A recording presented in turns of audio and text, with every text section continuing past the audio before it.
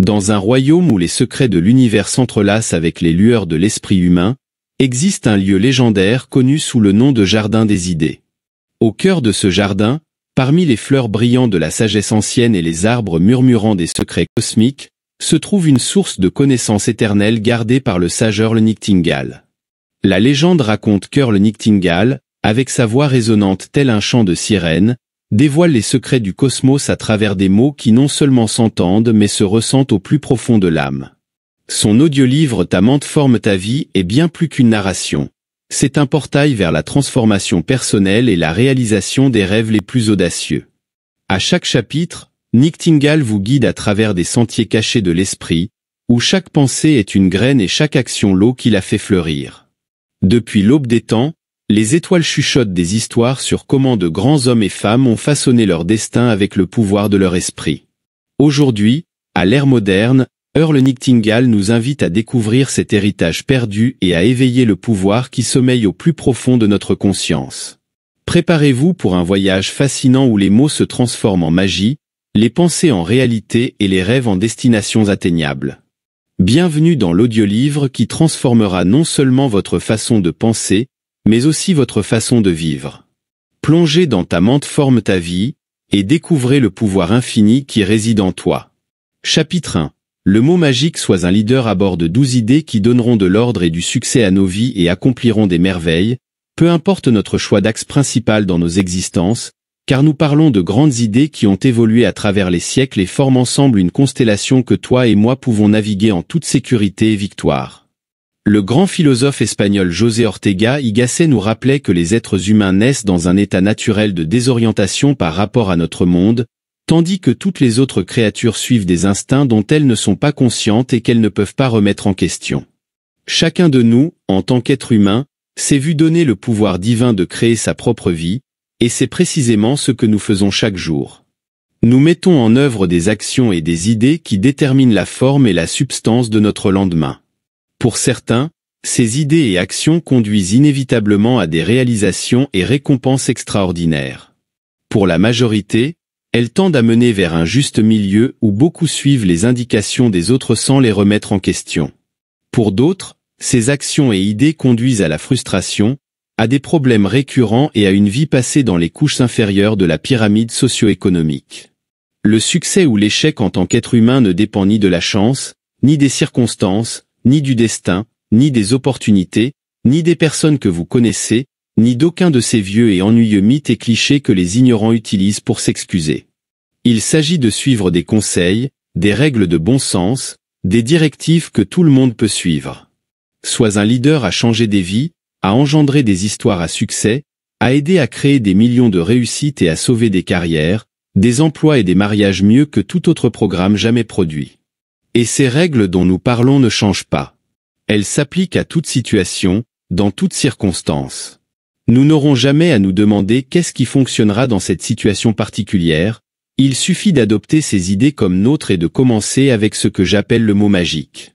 Nous voulons tout obtenir de bons résultats dans la vie, à la maison, au travail et dans notre cercle social. Le facteur le plus important garantissant de bons résultats est une attitude saine. L'attitude est le mot magique. L'attitude est définie comme la posture qui indique une action, un sentiment ou un état d'esprit.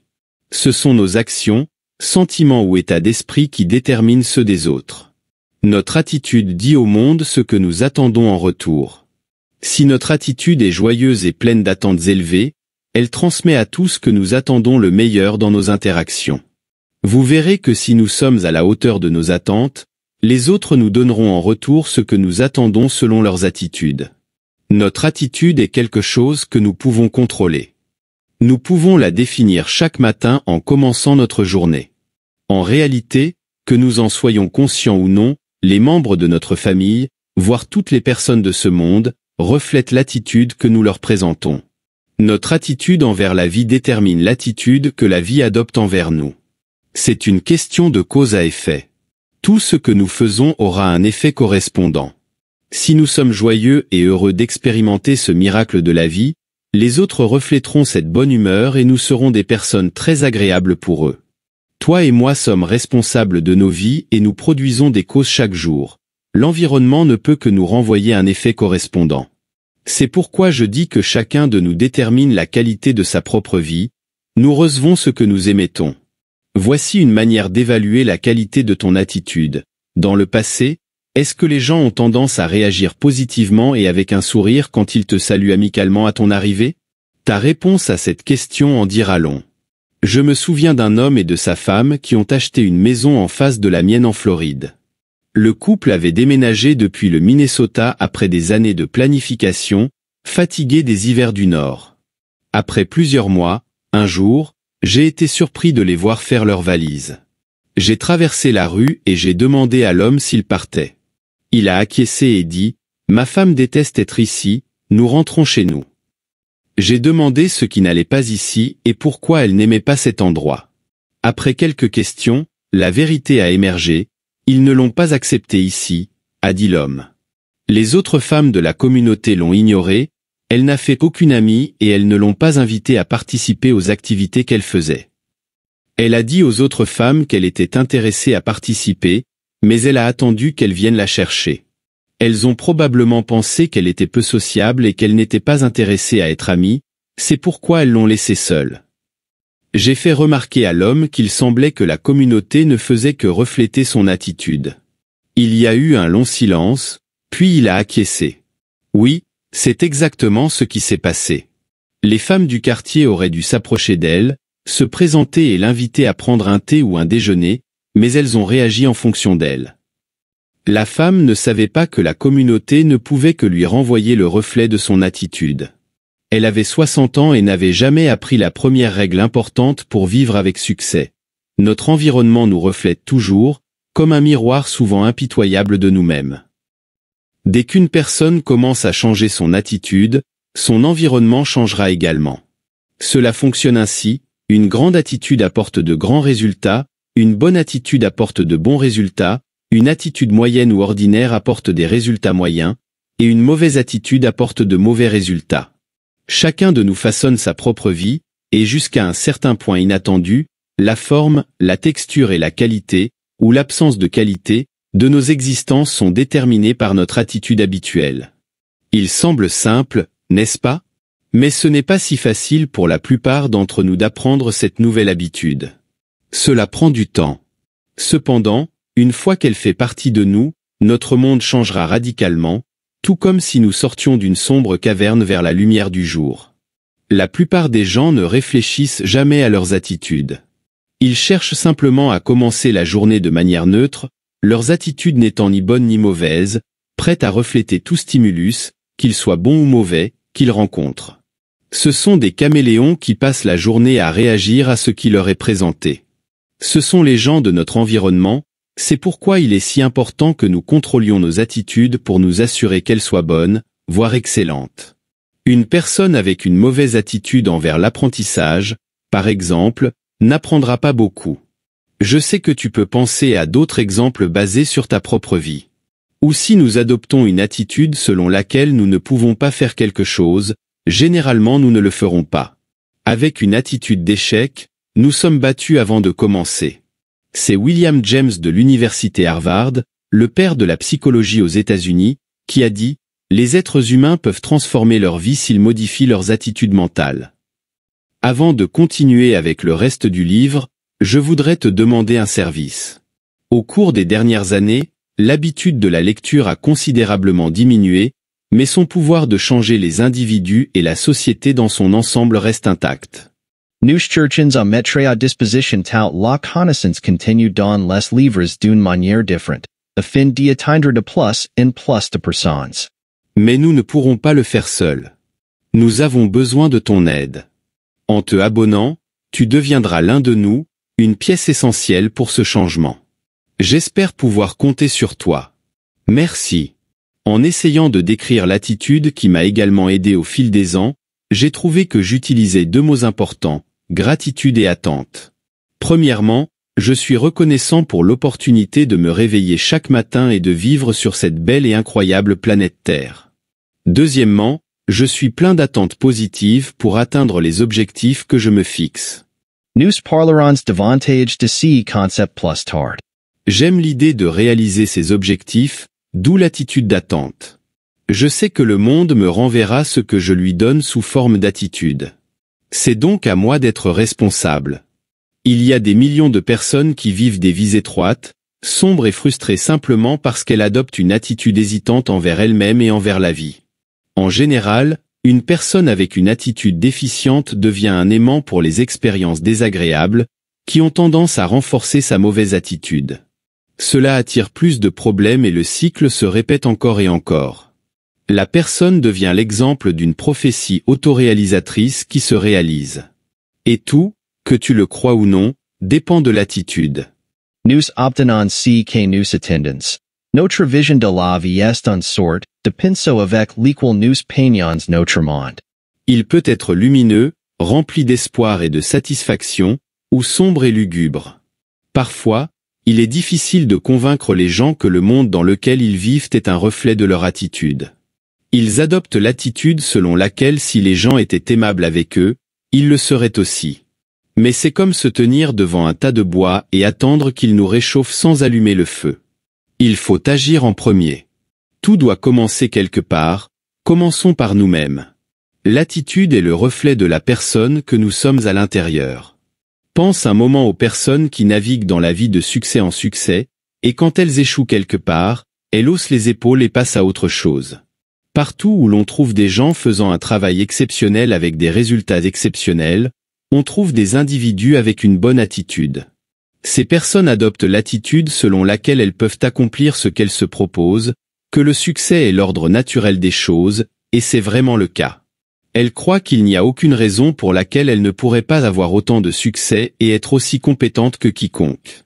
Elles ont une bonne attitude envers la vie et envers les choses qu'elles veulent obtenir, c'est pourquoi elles peuvent réaliser des choses extraordinaires. Les autres peuvent les appeler réussies, remarquables, brillantes ou chanceuses, mais souvent, elles ne sont pas plus intelligentes ni plus talentueuses que la majorité des gens. Elles ont simplement la bonne attitude. Leur réalisation ne leur semble pas trop difficile simplement parce que très peu de gens essaient vraiment. Quant à la chance, oubliez-la. La chance survient lorsque la préparation rencontre l'opportunité, et l'opportunité est présente à tout moment. Une personne peut être très efficace dans son travail, mais si son attitude n'est pas excellente, c'est un échec. Un robot peut faire un travail formidable, mais seul un être humain peut l'embellir et le toucher avec la magie de l'homme, lui donner vie, le faire chanter et le rendre vraiment précieux. Cela, mon ami, fait la différence.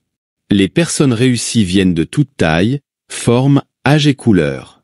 Elles ont également des degrés très variés d'intelligence et d'éducation, mais elles ont quelque chose en commun. Elles attendent plus de bonnes choses de la vie que de mauvaises. Elles cherchent à réussir plus souvent qu'à échouer, et elles y parviennent avec certitude. Il y a des choses que tu désires et qui en valent la peine. Adopte l'attitude selon laquelle il y a beaucoup plus de raisons d'atteindre ces objectifs que de les échouer. Poursuis-les, garde une attitude positive, joyeuse et pleine d'attente, et tu les obtiendras. En les poursuivant, tu grandiras jusqu'à atteindre de nouveaux sommets et tu seras capable d'en accomplir encore plus. Rappelle-toi ceci, le monde dans lequel nous vivons et travaillons est un miroir de nos attitudes et de nos attentes. Si nous pensons que notre environnement peut s'améliorer, nous serons capables de le faire en améliorant notre attitude. Le monde n'a pas de favoris, il est impartial. Il ne se soucie pas de qui change, qui réussit ou qui échoue. Notre attitude envers la vie nous affecte plus nous-mêmes que le monde et ses habitants. Il serait impossible de calculer le nombre d'emplois, de promotions, de bonnes notes et de ventes perdues à cause de mauvaises attitudes. Il en va de même pour les mariages qui se sont détériorés, les emplois que l'on déteste, les mariages qui ne rendent pas heureux, et les relations parents-enfants marquées par le manque de compréhension et d'amour. Tout cela est dû aux personnes qui attendent que le monde et les autres changent d'abord, sans comprendre que ce qu'elles reçoivent est un reflet d'elles-mêmes. Rien ne peut changer jusqu'à ce que nous changions. La réponse réside dans l'attitude. Comment développe-t-on une bonne attitude? De la même manière que l'on développe n'importe quelle autre compétence, par la pratique. Il est bon de coller un mot sur le miroir de la salle de bain avec le mot attitude, pour le voir chaque matin dès le réveil. Tu pourrais en avoir un autre dans ta voiture et un autre à ton lieu de travail. Il faut sourire davantage, parler aux gens et aller à leur rencontre. Tout ce que nous voulons faire ou obtenir dans ce monde doit se réaliser avec et à travers les personnes. Chaque pièce que nous gagnons provient de personnes. La personne que nous aimons et avec qui nous voulons passer le reste de notre vie est un être humain avec qui nous devons interagir. Nos son fonsanta individus, chaque different de tout autre personne que ait existe, etc. que les effects le plus, c'est notre attitude, la bienveillance et l'amour chuelis voyant et ressentent quand nous sommes pres Dieu. Commence à développer et à maintenir une attitude qui dit oui à la vie et au monde, et tu seras surpris des changements que tu verras. Quelqu'un a dit un jour que la vie est ennuyeuse seulement pour les gens ennuyeux, ce qui est vrai, tout comme elle est intéressante seulement pour les gens intéressants, et réussie seulement pour les gens réussis. Nous devons être l'incarnation du succès, il faut le rayonner même avant qu'il ne nous atteigne. D'abord, nous devons devenir mentalement les personnes que nous voulons être du point de vue de l'attitude.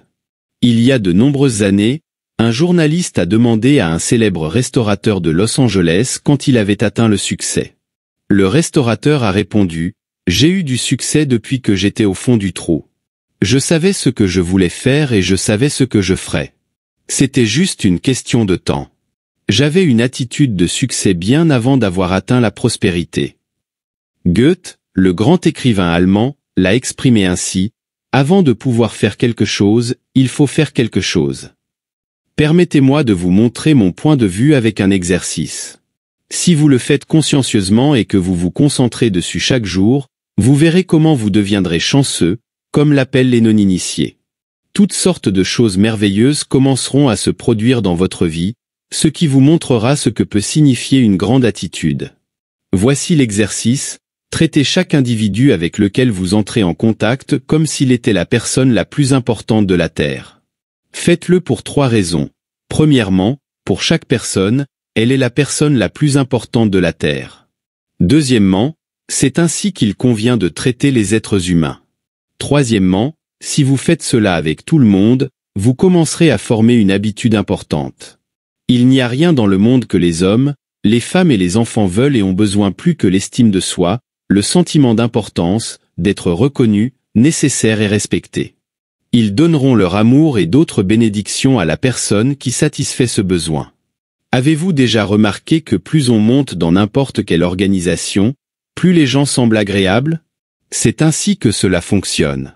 Plus les gens sont grands, plus il est facile de parler, de travailler et de bien s'entendre avec eux, et ainsi, naturellement, ils s'établissent au sommet. Cela est dû à leur attitude. Les personnes avec de grandes attitudes se dirigent vers le sommet de n'importe quelle entreprise ou département où elles sont. Elles ont leur poste principalement en raison de leurs grandes attitudes, et non l'inverse. En appliquant les effets de cet exercice avec les autres exactement de la même manière que vous aimeriez qu'ils agissent avec vous. Traitez les membres de votre famille comme s'ils étaient les personnes les plus importantes au monde. Chaque matin, adoptez l'attitude que vous auriez si vous étiez la personne la plus réussie au monde. Vous verrez à quelle vitesse cela devient presque une habitude. Immédiatement, vous remarquerez un changement. Les choses qui vous frustraient auparavant commenceront à disparaître. Lorsqu'une personne mal informée vous fait passer un mauvais moment, ne laissez pas sa mauvaise attitude vous contaminer. Gardez votre bonne attitude, continuez à sourire et surtout, restez calme. Si quelqu'un coupe devant vous en conduisant ou vous traite avec impolitesse, ne réagissez pas comme il le ferait. Souriez. Les émotions destructrices comme la colère, la haine et la jalousie ne nuisent pas aux autres, elles vous nuisent à vous-même. Elles peuvent vous rendre malade et amère la vie. Pardonnez à tous ceux qui vous ont fait du mal. Pardonnez vraiment, et ensuite pardonnez-vous à vous-même. Tout cela est du passé, y remuer ne vous fera que du mal. Pardonnez et oubliez, libérez-vous de cela. En développant une grande attitude, vous vous rendrez probablement compte que vous êtes déjà sur la voie de ce que vous cherchez, peu importe le succès que vous avez eu ou non par le passé.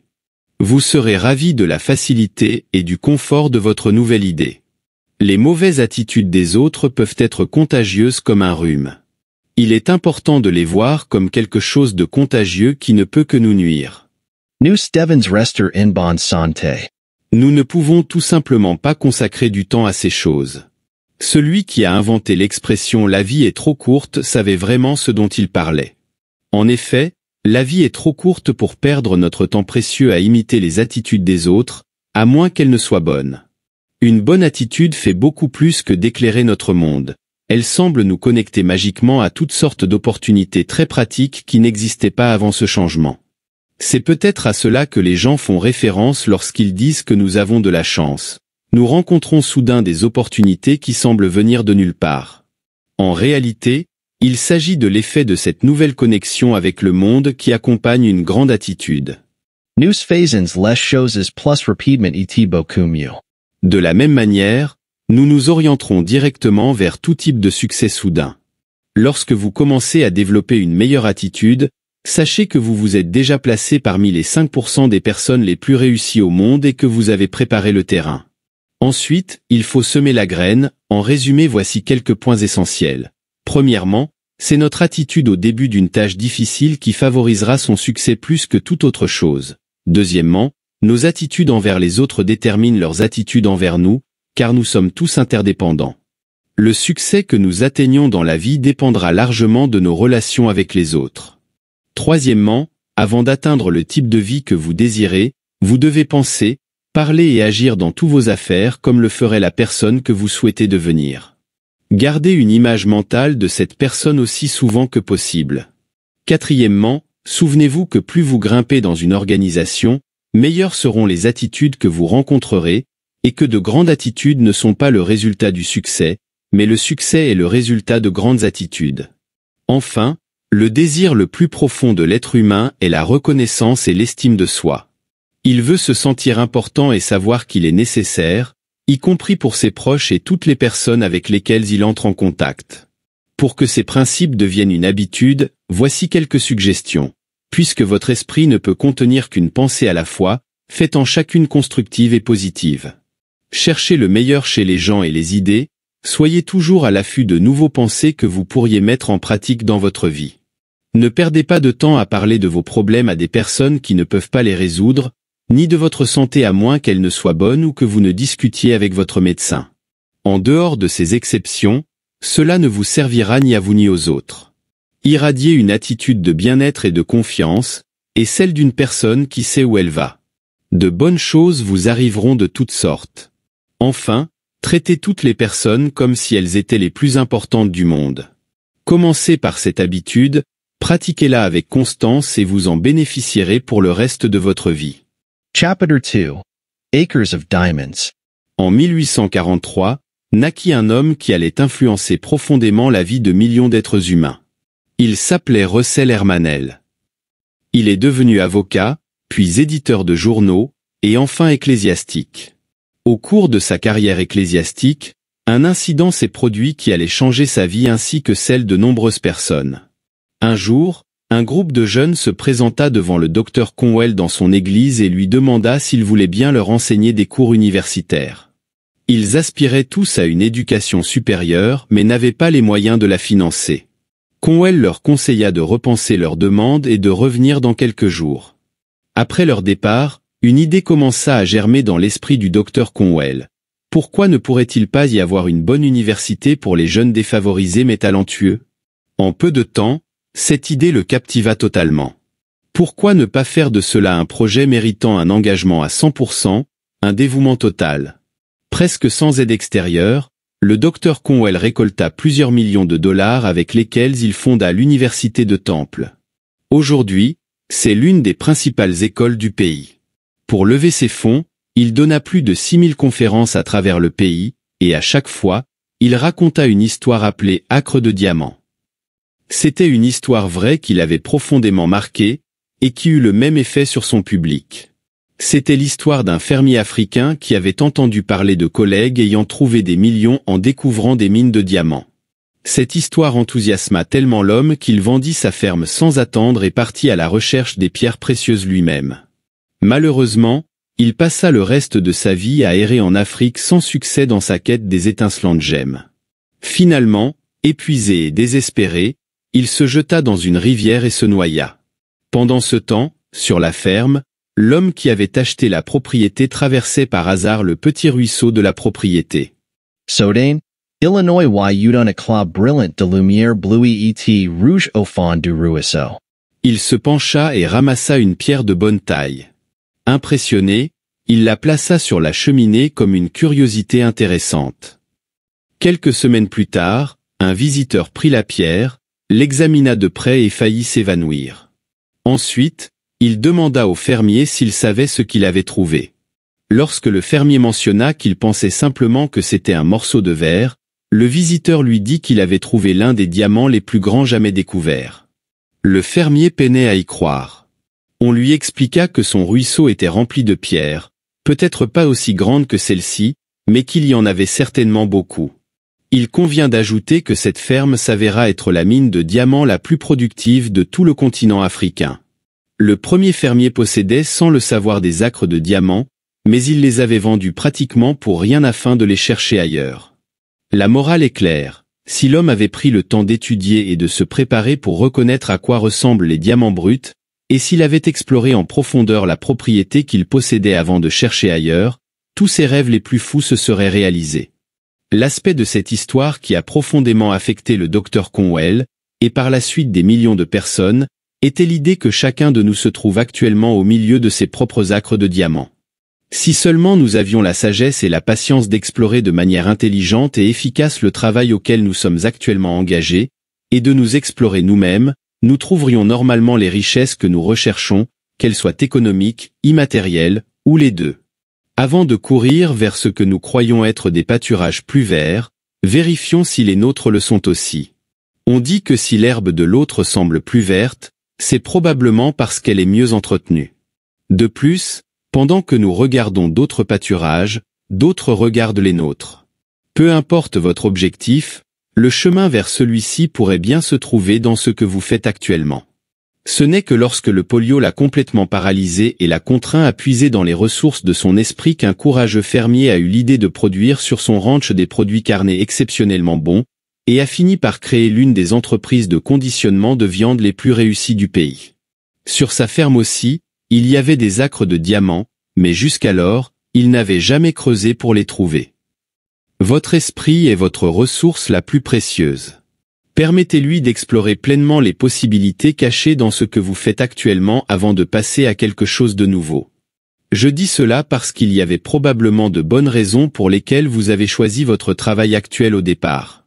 Si ce n'est pas le cas et si vous n'êtes pas heureux dans le domaine où vous êtes, il est peut-être temps d'explorer, comme le fit le docteur Russell Conway, un exemple de l'importance de la volonté de changer une fois que l'on a exploré pleinement son propre domaine.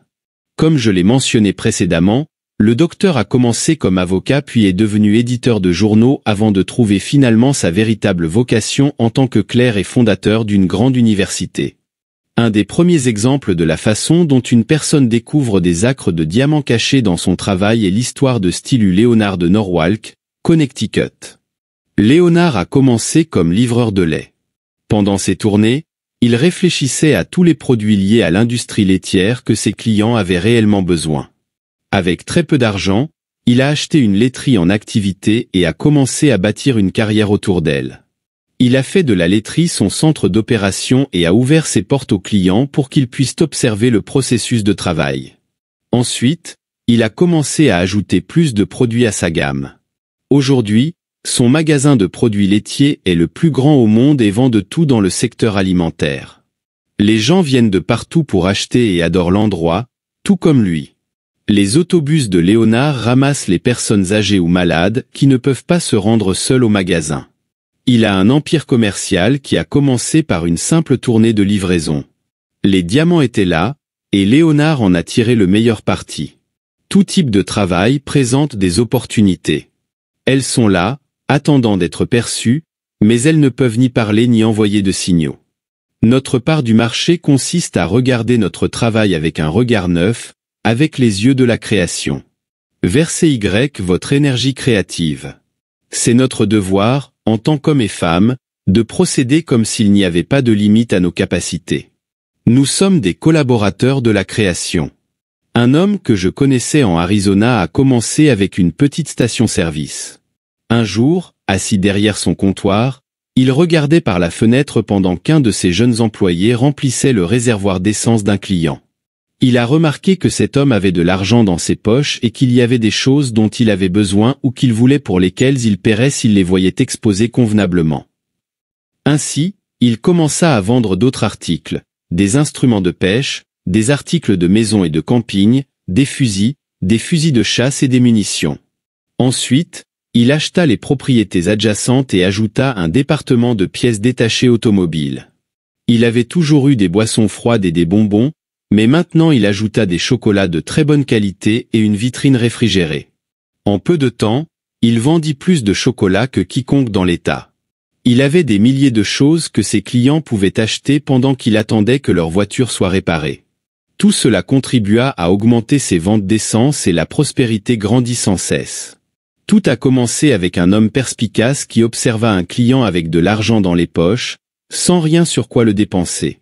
D'autres avaient vécu et étaient morts avec la petite station-service, mais mon ami vit les diamants. Tant mon ami que Stylus sont orientés vers le service client, mieux que quiconque. La politique de l'entreprise de Léonard est affichée dans son magasin pour que tous puissent la lire, et elle dit ceci. Règle 1. Le client a toujours raison. Règle 2.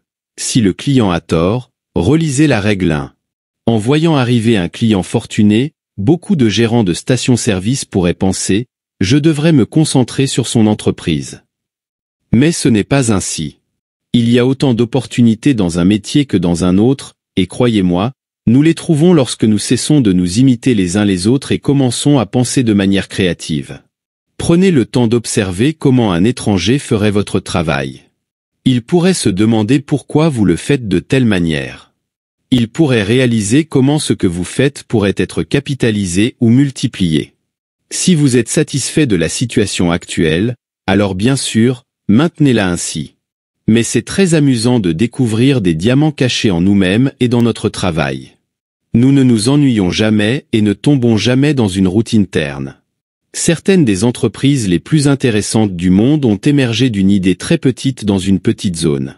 Si quelque chose est nécessaire dans une ville, il est très probable que ce soit également nécessaire dans tout le pays.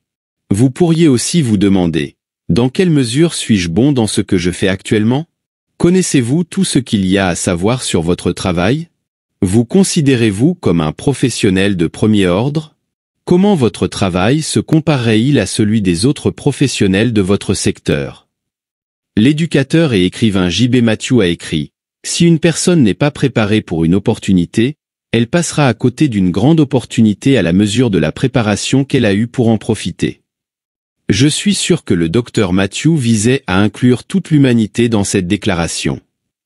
Je suis souvent surpris par l'ignorance des gens dans le domaine où ils travaillent. Ils disent « Ce n'est pas ma place ». La plupart des agents immobiliers ne vendent pas de maisons ou de propriétés, ils les montrent simplement. Beaucoup d'entre eux pourraient être des enfants de 6 ans, ils ne savent souvent rien des ventes ou du marketing, et pourtant ils se qualifient de professionnels dans le domaine. En réalité, ce sont des guides touristiques. Voici le salon, disent-ils quand leurs clients savent déjà ce qu'est un salon. À bien y penser, je crois que c'était moi qui ai écrit que l'humanité ressemble beaucoup à une flotte de navires en temps de guerre. Toute l'armada ralentit pour protéger les navires les plus lents, et les humains marchent lentement en masse sans prêter attention aux joyaux sous leurs pieds. Pour devenir des mineurs de diamants, la première chose que nous devons faire est de nous séparer de la foule et d'arrêter de croire que suivre la masse est la meilleure voie. Ce n'est pas la meilleure voie, c'est tout au plus la voie ordinaire. Ceux qui empruntent le meilleur chemin sont bien en avance sur tous les autres, tellement en avance qu'on ne voit même pas la poussière qu'ils laissent derrière eux. Ce sont ceux qui vivent et travaillent à l'avant-garde, ceux qui montrent la voie à suivre pour tous les autres. Il faut de l'imagination et de la curiosité pour voir des diamants bruts transformés en pierres précieuses taillées et polies, pour voir un tas de minerais de fer devenir de l'acier inoxydable. Pour reconnaître vos propres acres de diamants, vous devez développer une faculté que nous pourrions appeler une objectivité intelligente, c'est-à-dire la capacité de prendre du recul et de regarder votre travail comme le ferait une personne sur Mars. Dans quel secteur ou profession votre travail s'enracine-t-il ? Connaissez-vous tout ce que vous pouvez savoir sur votre métier? Est-il temps pour un changement rafraîchissant? Comment pouvez-vous offrir un meilleur service aux clients? Chaque matin, demandez-vous, comment puis-je améliorer mon service aujourd'hui? Il y a des diamants rares et très commerciaux autour de moi. Les cherche-je? J'ai examiné chaque facette de mon travail et de l'industrie à laquelle il appartient. Il y a de meilleures façons de faire ce que je fais actuellement. Lesquelles? Comment mon travail sera-t-il réalisé dans 20 ans? Tout dans le monde évolue constamment. Comment puis-je faire maintenant ce qui finira par être fait de toute façon? Pensez à ce que Style Léonard a fait avec sa route laitière, à mon ami d'Arizona avec sa petite station-service, à Walifamou Amos avec son biscuit au chocolat, et à Procter & Gamble avec le savon. Bien sûr, il y a des risques. Il ne peut pas y avoir de croissance sans eux. Nous prenons des risques dès que nous nous levons le matin. Les risques sont bons pour nous. Ils révèlent le meilleur en nous, font fonctionner notre esprit, accélèrent notre pas et peuvent même illuminer notre quotidien. Les êtres humains ne devraient jamais s'installer. C'est bien pour les poulets, les vaches et les chats, mais les personnes commencent à mourir quand elles se complaisent dans la routine. Il faut rester en mouvement. En 1931, le célèbre romancier Lloyd C. Douglas, acteur de La Tunique sacrée, Sublime Obsession et d'autres best-sellers, écrivit un article pour un magazine intitulé Échappée. Dans cet article, Douglas se demandait qui parmi nous n'a jamais été tenté de fuir. Si toutes les personnes qui ont déjà eu cette pensée l'avaient mise en pratique, peu vivraient à leur adresse actuelle. Et parmi la petite minorité qui a suivi cet instinct, il est douteux que beaucoup aient réussi à se débarrasser complètement de leurs ennuis. On peut plutôt supposer avec assez de certitude qu'ils ont emballé leurs problèmes dans leurs vieilles valises et les ont emportés avec eux. En résumé, l'idée de l'article était de ne pas essayer de fuir vos difficultés, mais de les surmonter, de persévérer là où vous êtes. Ce que nous recherchons vraiment n'est pas d'échapper à nos perplexités et à nos frustrations, mais de les vaincre. Une des meilleures façons d'y parvenir est de rester sur le droit chemin. Répétez et renforcez votre objectif principal, visualisez-le dans votre esprit comme vous imaginez un aéroport ou un avion en vol, ou comme un grand navire dans la tempête. Maintenez le cap et gardez les moteurs en marche. La tempête passera sans aucun doute, et elle sera suivie d'un matin brillant. Alors, vous pourrez pousser un grand soupir de soulagement, revenir au port, vous reposer un moment, et presque sans vous en rendre compte, repartir à l'aventure, pensant à un nouveau port que vous aimeriez visiter. C'est ainsi que fonctionne ce drôle d'être humain, rêveur et joueur. Il ne fuit pas les problèmes, il les surmonte. Dès qu'il a triomphé d'une série de difficultés, il cherche à se mettre dans des embarras encore plus difficiles à résoudre. Donc, si jamais vous avez envie de tout quitter et de fuir, vous êtes parfaitement normal. Mais si tu restes et que tu te débarrasses de tes problèmes en travaillant, tu es un citoyen de succès. Chapitre 3. Un destin digne. Les histoires de personnes qui réussissent malgré toutes sortes de désavantages continuent toujours de capturer notre attention. Il est indéniable qu'elles sont inspirantes, mais si nous les étudions de près, nous découvrirons qu'elles sont bien plus que cela. L'enfant qui a souffert de brûlures aux jambes et à qui l'on a dit qu'il aurait de la chance s'il pouvait remarcher devient un champion d'athlétisme. La femme aveugle et sourde depuis son enfance devient l'une des figures les plus inspirantes du siècle. Les enfants pauvres qui atteignent la célébrité et la fortune sont de plus en plus nombreux dans cette ère d'immigration sans précédent. Nous lisons et voyons à la télévision des exemples de personnes arrivées dans ce pays sans argent et sans parler anglais, et qui en très peu de temps sont devenues des personnes remarquablement réussies. En fait, la famille typique arrivée de Corée au cours des 20 dernières années a un revenu moyen supérieur à celui de la famille américaine classique née et éduquée ici. Comment est-ce possible? La liberté personnelle est le bien le plus précieux sur Terre, mais aussi le plus rare, d'où sa grande valeur. Les personnes qui parviennent à atteindre les États-Unis malgré des obstacles aussi grands qu'une montagne et des kilomètres de bureaucratie se trouvent souvent libres pour la première fois de leur vie. Et dans cette nouvelle liberté, elles se mettent au travail pour trouver un foyer et servir notre pays. Le temps n'a plus d'importance pour elles, mais avoir la chance de poursuivre leurs objectifs dans le pays le plus riche et le plus libre de la planète est tout. Elles travaillent toutes dures, leur travail est de première classe et elles le font au juste prix. Elles ne demandent ni salaire plus élevé ni moins d'heures de travail. Tout ce qu'elles veulent, c'est une opportunité, et quand elles l'ont, elles la saisissent pleinement. À New York, une famille coréenne a réussi à acheter un petit magasin dans le centre de Manhattan.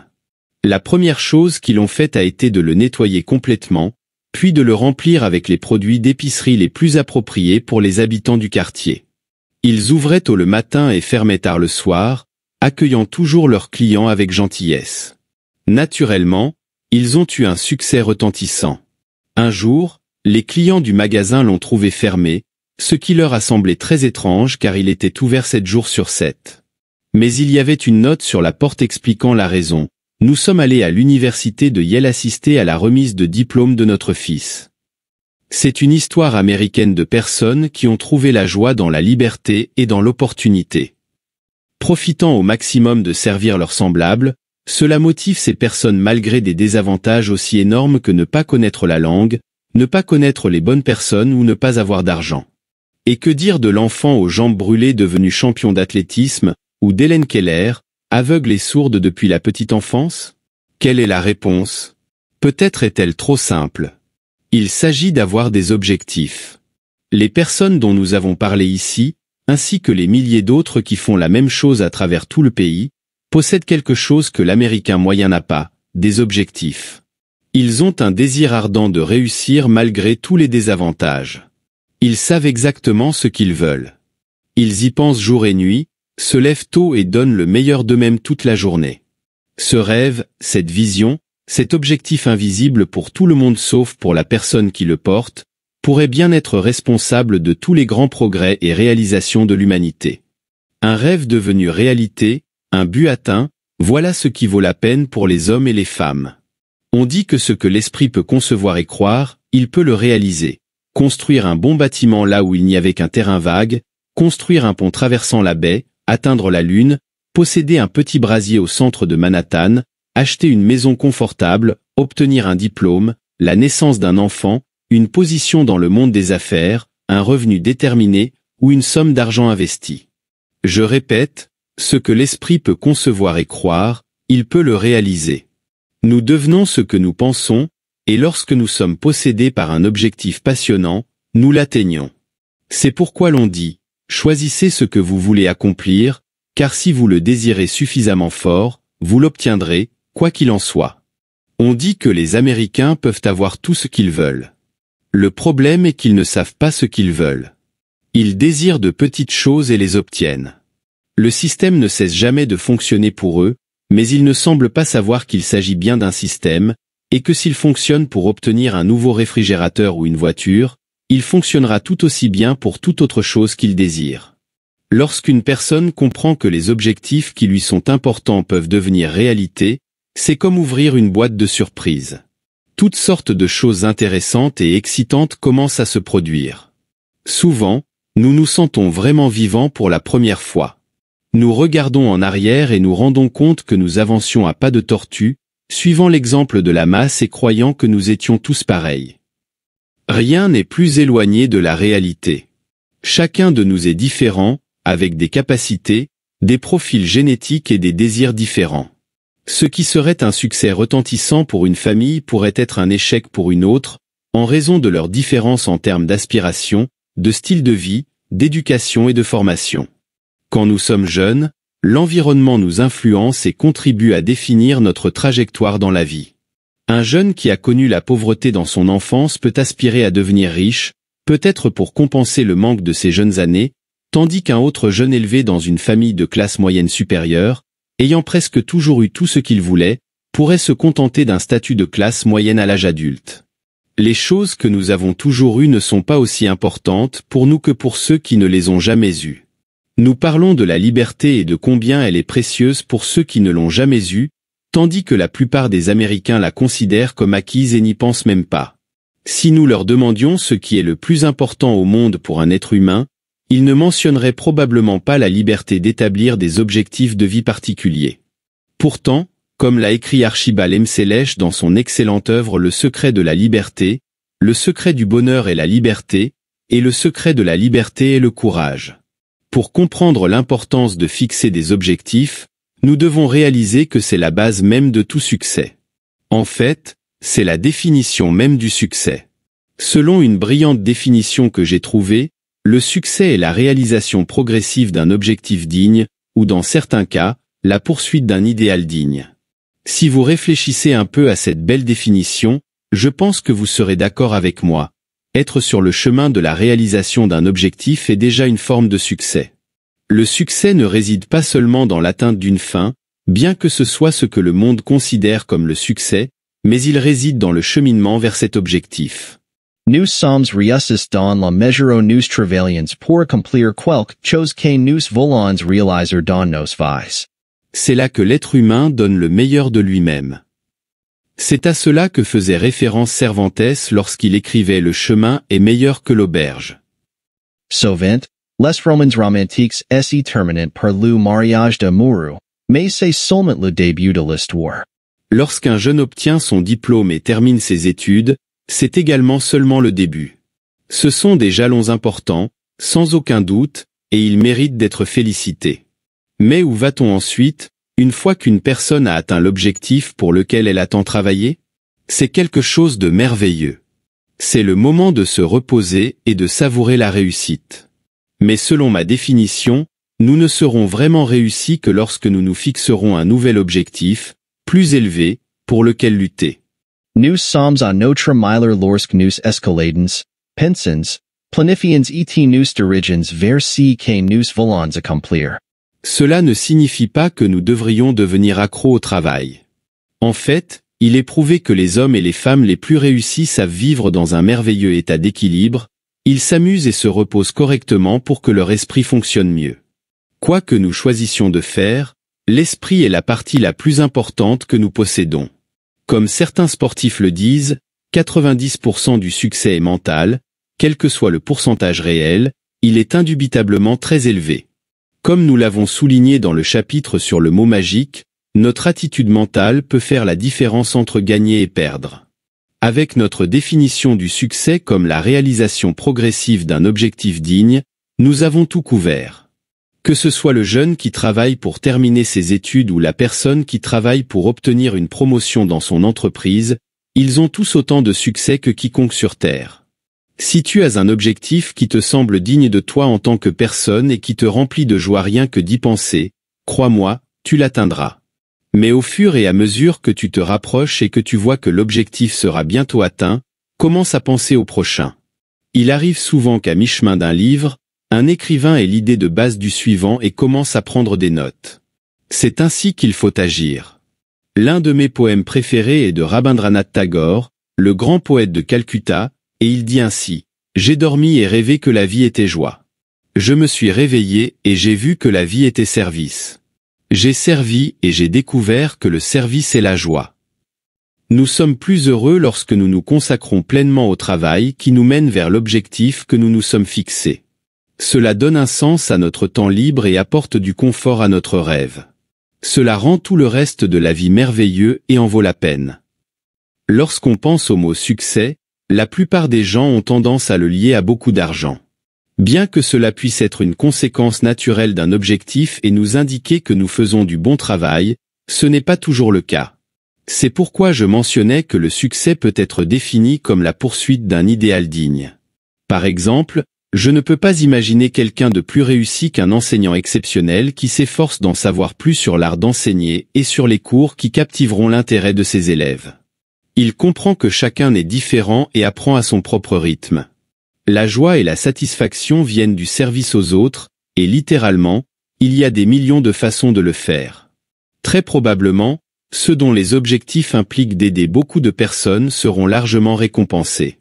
Un objectif est quelque chose de personnel, aussi unique que la personne elle-même.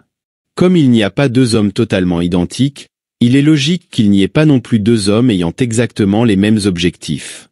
Il est important d'ajouter qu'un objectif doit nous remplir d'émotions positives. Lorsque nous y pensons, il doit être quelque chose que nous désirons ardemment.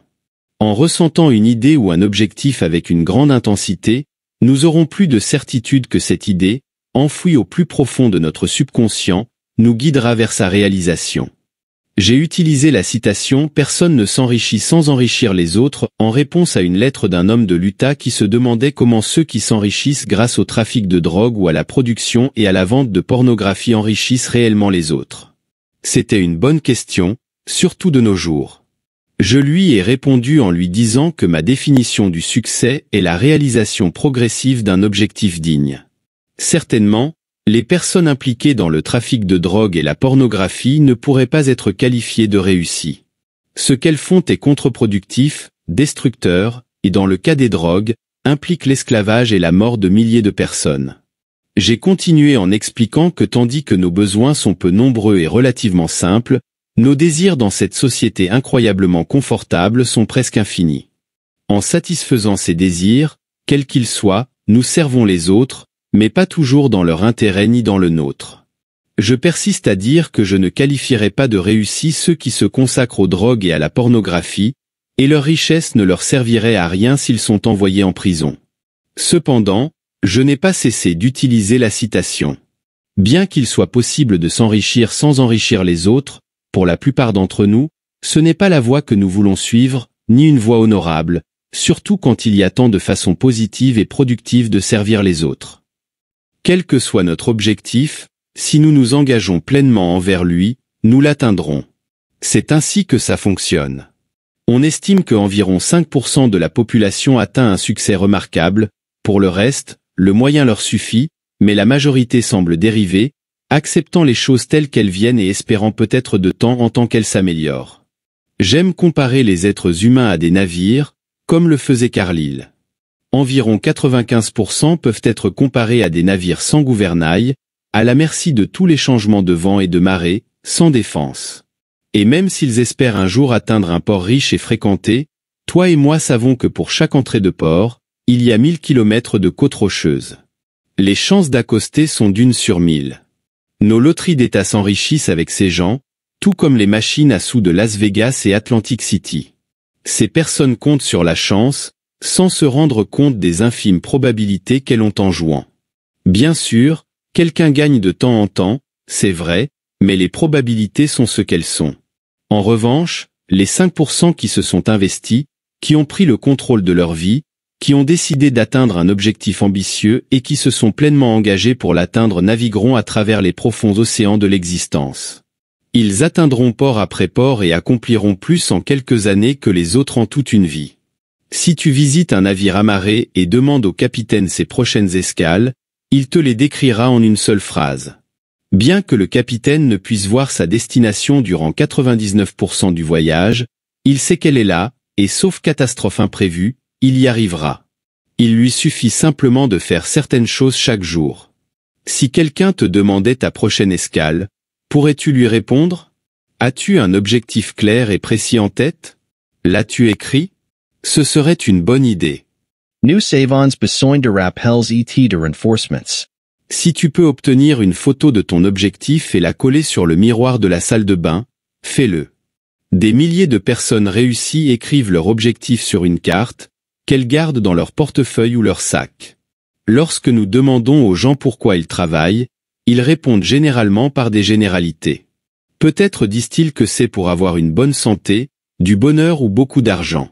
Mais la bonne santé devrait être un objectif universel. Nous la voulons tous et nous faisons de notre mieux pour l'obtenir et la conserver. Le bonheur est une conséquence de quelque chose de plus grand, et beaucoup d'argent est trop vague pour fonctionner. Cependant, je pense qu'il est préférable de choisir une somme d'argent concrète. Plus notre objectif est clair et défini, plus il sera réel et accessible pour nous. Le bonheur vient de la direction que nous prenons. Par exemple, les enfants sont plus heureux le matin de Noël avant d'ouvrir leurs cadeaux que l'après-midi du même jour. Peu importe à quel point leurs cadeaux sont merveilleux, l'anticipation naturelle les fait apprécier leur présent. Bien sûr, mais souvent nous les trouvons grognons et irritables l'après-midi de Noël. Nous sommes plus heureux lorsque nous partons dîner que lorsque nous rentrons chez nous après avoir dîné.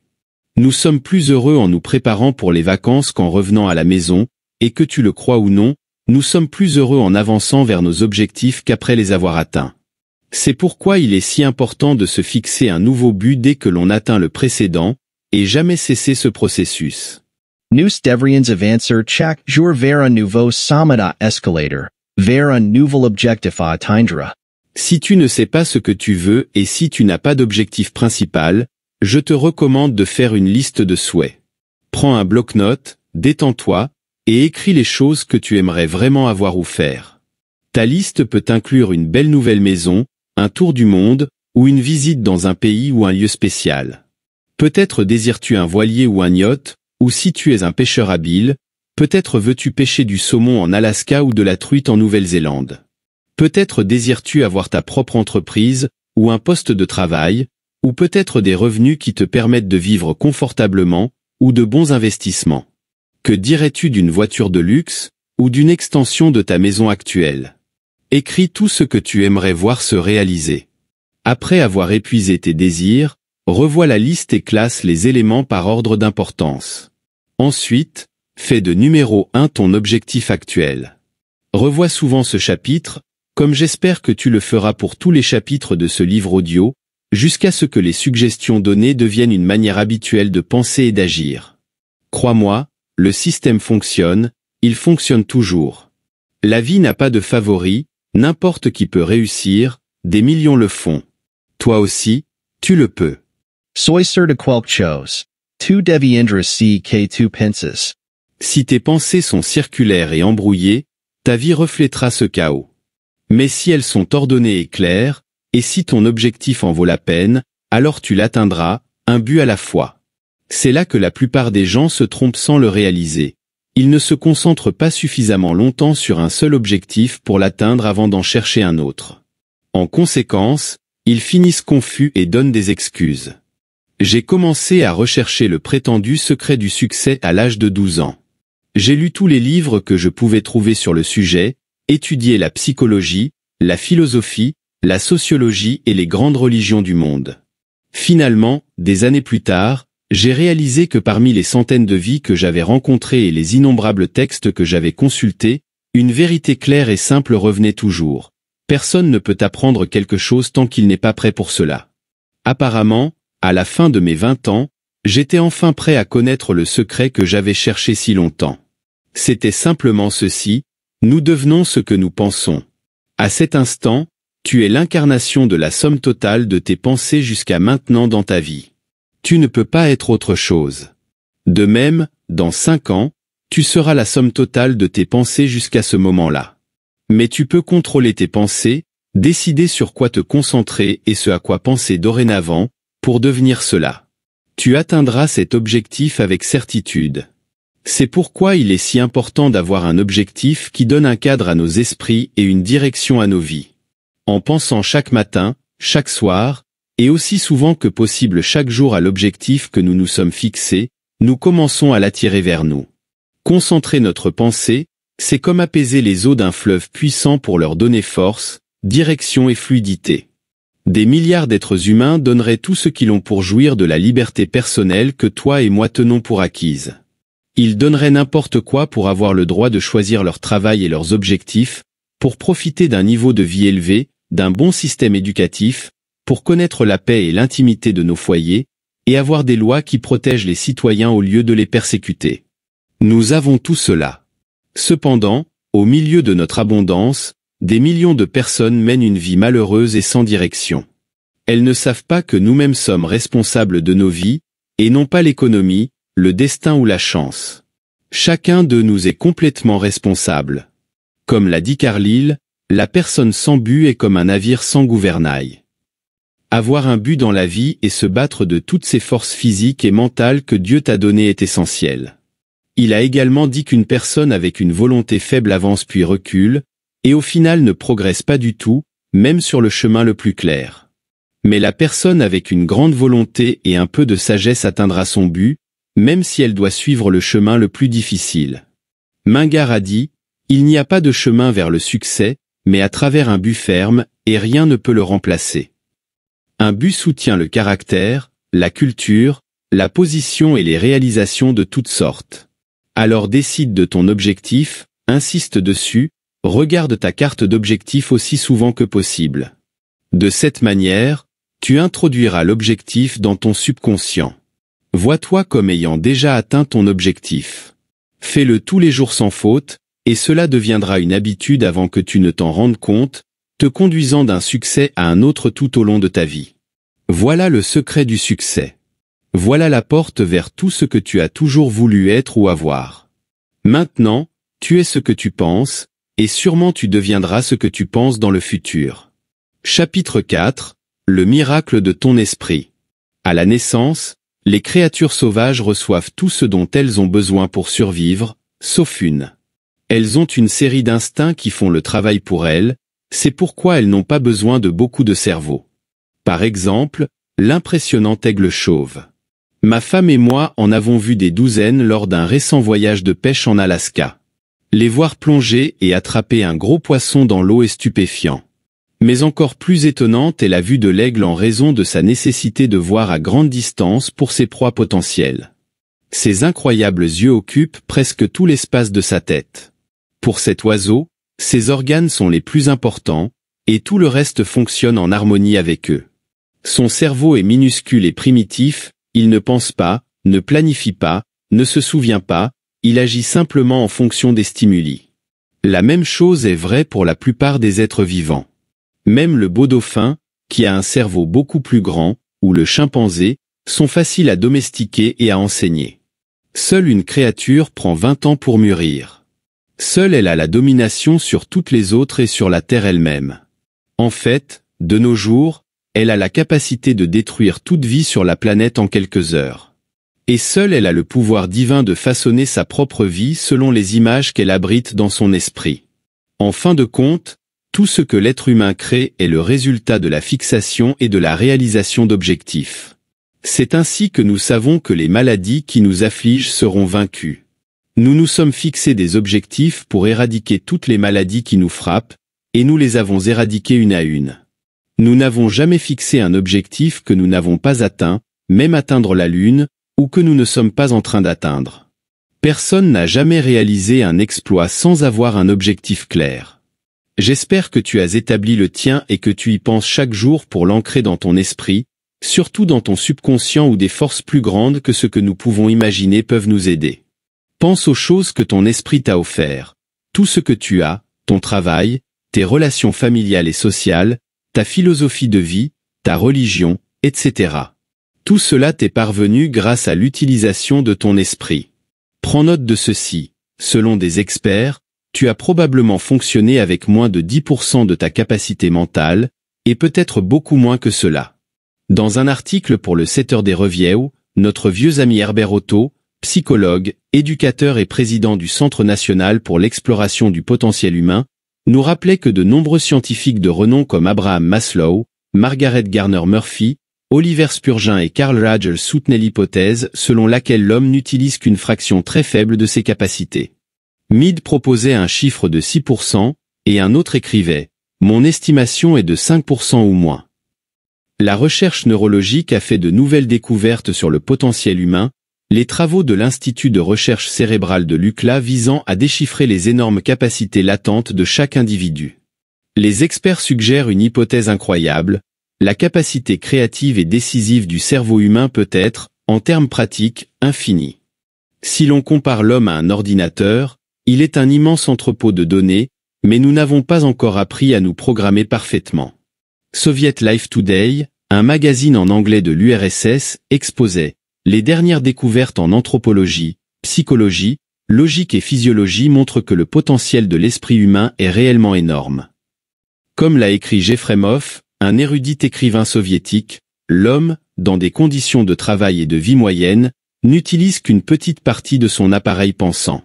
Si nous pouvions forcer notre cerveau à fonctionner à seulement la moitié de sa capacité, nous pourrions apprendre 40 langues, mémoriser l'intégralité de la grande encyclopédie soviétique et terminer les cours obligatoires de dizaines d'universités sans aucune difficulté. Cette affirmation n'est pas une exagération, c'est la vision théorique généralement acceptée du potentiel mental de l'homme. Maintenant, comment pouvons-nous exploiter ce gigantesque potentiel est un problème vaste, complexe et aux nombreuses ramifications, mais comme l'a souligné Herbert Otto, il est clair que les personnes qui mettent à l'épreuve leurs capacités et qui libèrent leur potentiel ressentent un bien-être notable et une énergie considérable. En d'autres termes, elles se voient comme les propriétaires d'une vie pleine de projections et de créativité. Si tout ce que tu as résulte de l'utilisation de seulement 5 à 10% de ton esprit, imagine un instant ce que cela signifierait pour toi et ta famille de pouvoir augmenter ce pourcentage. Cet audiobook te montrera comment utiliser tes pouvoirs mentaux, comment développer cette partie des 90% de territoire encore inexploré. En règle générale, Aucun de nous n'a la moindre idée des véritables capacités de son esprit, mais crois-moi quand je te dis que ton esprit peut être comparé à une mine d'or à découvrir. Peu importe que tu aies 17 ou 70 ans, regarde les choses de cette manière. Ton objectif est dans le futur et ton défi est de réduire la distance entre ta situation actuelle et cet objectif. Robert, alors directeur du département de psychologie de l'Université du Nord-Est, a souligné que les personnes réussies ne sont pas exemptes de problèmes, mais ont simplement appris à les résoudre. C'est là le secret de vivre avec succès et d'obtenir ce que nous voulons de la vie. Résoudre les problèmes qui se dressent entre nous et notre objectif. Personne n'est à l'abri des problèmes, ils font partie de la vie. Mais laisse-moi te montrer combien de temps nous perdons à nous inquiéter pour des problèmes qui ne valent pas la peine. Voici une estimation fiable des choses pour lesquelles les gens s'inquiètent. Choses qui ne se produiront jamais, 40%. Choses passées qui ne peuvent pas être changées, 30%. Préoccupations inutiles concernant notre santé, 12%. Préoccupations insignifiantes, 10%. Préoccupations réelles et légitimes, 8%. En résumé, 92% des préoccupations d'une personne normale lui prennent un temps précieux, lui causent du stress voire de l'anxiété mentale, et sont absolument inutiles. Parmi les préoccupations réelles et légitimes, il y a deux types, celles que nous pouvons résoudre et celles qui dépassent nos capacités. La plupart de nos problèmes réels appartiennent généralement au premier type, ceux que nous pouvons résoudre pourvu que nous apprenions comment le faire. Il doit y avoir des millions de personnes qui ressentent que la vie qu'elles désirent leur est interdite parce qu'elles considèrent que les problèmes ne sont pas des défis à relever, mais de grands abîmes qu'elles ne peuvent pas franchir. Un peu de recherche montre que les personnes réussies rencontrent les mêmes problèmes que les autres. L'un des avantages de travailler avec un psychologue ou un psychiatre est d'apprendre qu'il y a des milliers, voire des millions de personnes ayant des difficultés identiques aux nôtres. Ainsi, tout se résume à notre capacité à résoudre les problèmes. Maintenant, supposons que tu t'es fixé un objectif. Rappelle-toi que tu deviendras ce que tu te proposes de devenir et tu atteindras ce que tu vises. Mais comment? C'est là que l'esprit entre en jeu. Qu'est-ce que l'esprit en réalité? Peut-être la meilleure façon de le décrire est par une citation du dramaturge Archibald MacLeish, lauréat du prix Pulitzer, dans sa pièce Le secret de la liberté. Il dit « La pensée est la seule chose que l'homme a en propre. Tout le reste, on peut le trouver dans un cochon ou un cheval. » C'est incroyablement vrai. L'esprit humain est ce qui nous distingue des autres créatures sur Terre. Tout ce qui est significatif pour nous parvient à travers l'esprit. L'amour pour nos familles, nos croyances, nos talents, nos connaissances, nos compétences, tout est reflété à travers notre esprit. Et ce qui arrivera dans le futur sera également le résultat de la façon dont nous utilisons notre esprit. Pourtant, c'est le dernier endroit où l'on se tourne habituellement quand on cherche de l'aide. Sais-tu pourquoi la plupart des gens ne font pas automatiquement appel à leurs ressources mentales lorsqu'ils sont confrontés à un problème? Crois-le ou non, c'est parce qu'ils n'ont jamais appris à penser. La plupart des gens ne pensent pas tout au long de leur vie. Ils réagissent aux stimuli et se souviennent, mais cela n'est pas pensé de manière créative. Se rappeler de mettre le réveil la nuit et se lever quand il sonne le matin n'est pas non plus pensé. Se doucher, se raser, s'habiller, prendre le petit déjeuner et aller au travail au bureau font également partie des routines, et en rentrant à la maison, nous répétons tout le processus. Permettez-moi de le répéter, la plupart des gens ne savent pas penser. Lorsqu'ils sont confrontés à un problème, ils font tout pour éviter de penser. Ils demandent des conseils aux personnes les moins appropriées, qui souvent n'en savent pas plus qu'eux, comme les voisins ou les membres de leur famille. Très peu se tournent vers les livres, et seulement un sur je ne sais combien de milliers prendra un carnet, écrira le problème en haut de la page et utilisera son cerveau. Mais il y a des gens qui pensent, et beaucoup. Tu dois réfléchir à propos de l'esprit humain. Considère ce qu'il a accompli en le faisant. Remarque que nous nous développons à une telle vitesse que dans le domaine du progrès, nous avons avancé plus au cours des 50 dernières années que pendant les 10 000 années de civilisation humaine précédente. La plupart des scientifiques qui ont existé, environ 90%, sont encore vivants. Imagine-toi dans le domaine des idées et des avancées humaines, nous avons atteint un niveau si élevé que même les prévisions les plus optimistes ne l'imaginaient pas il y a 30 ans. Mais chaque nouvelle idée en déclenche d'autres, De sorte que nous sommes maintenant dans une ère de progrès dans tous les domaines et sur tous les fronts, qui défie l'imagination.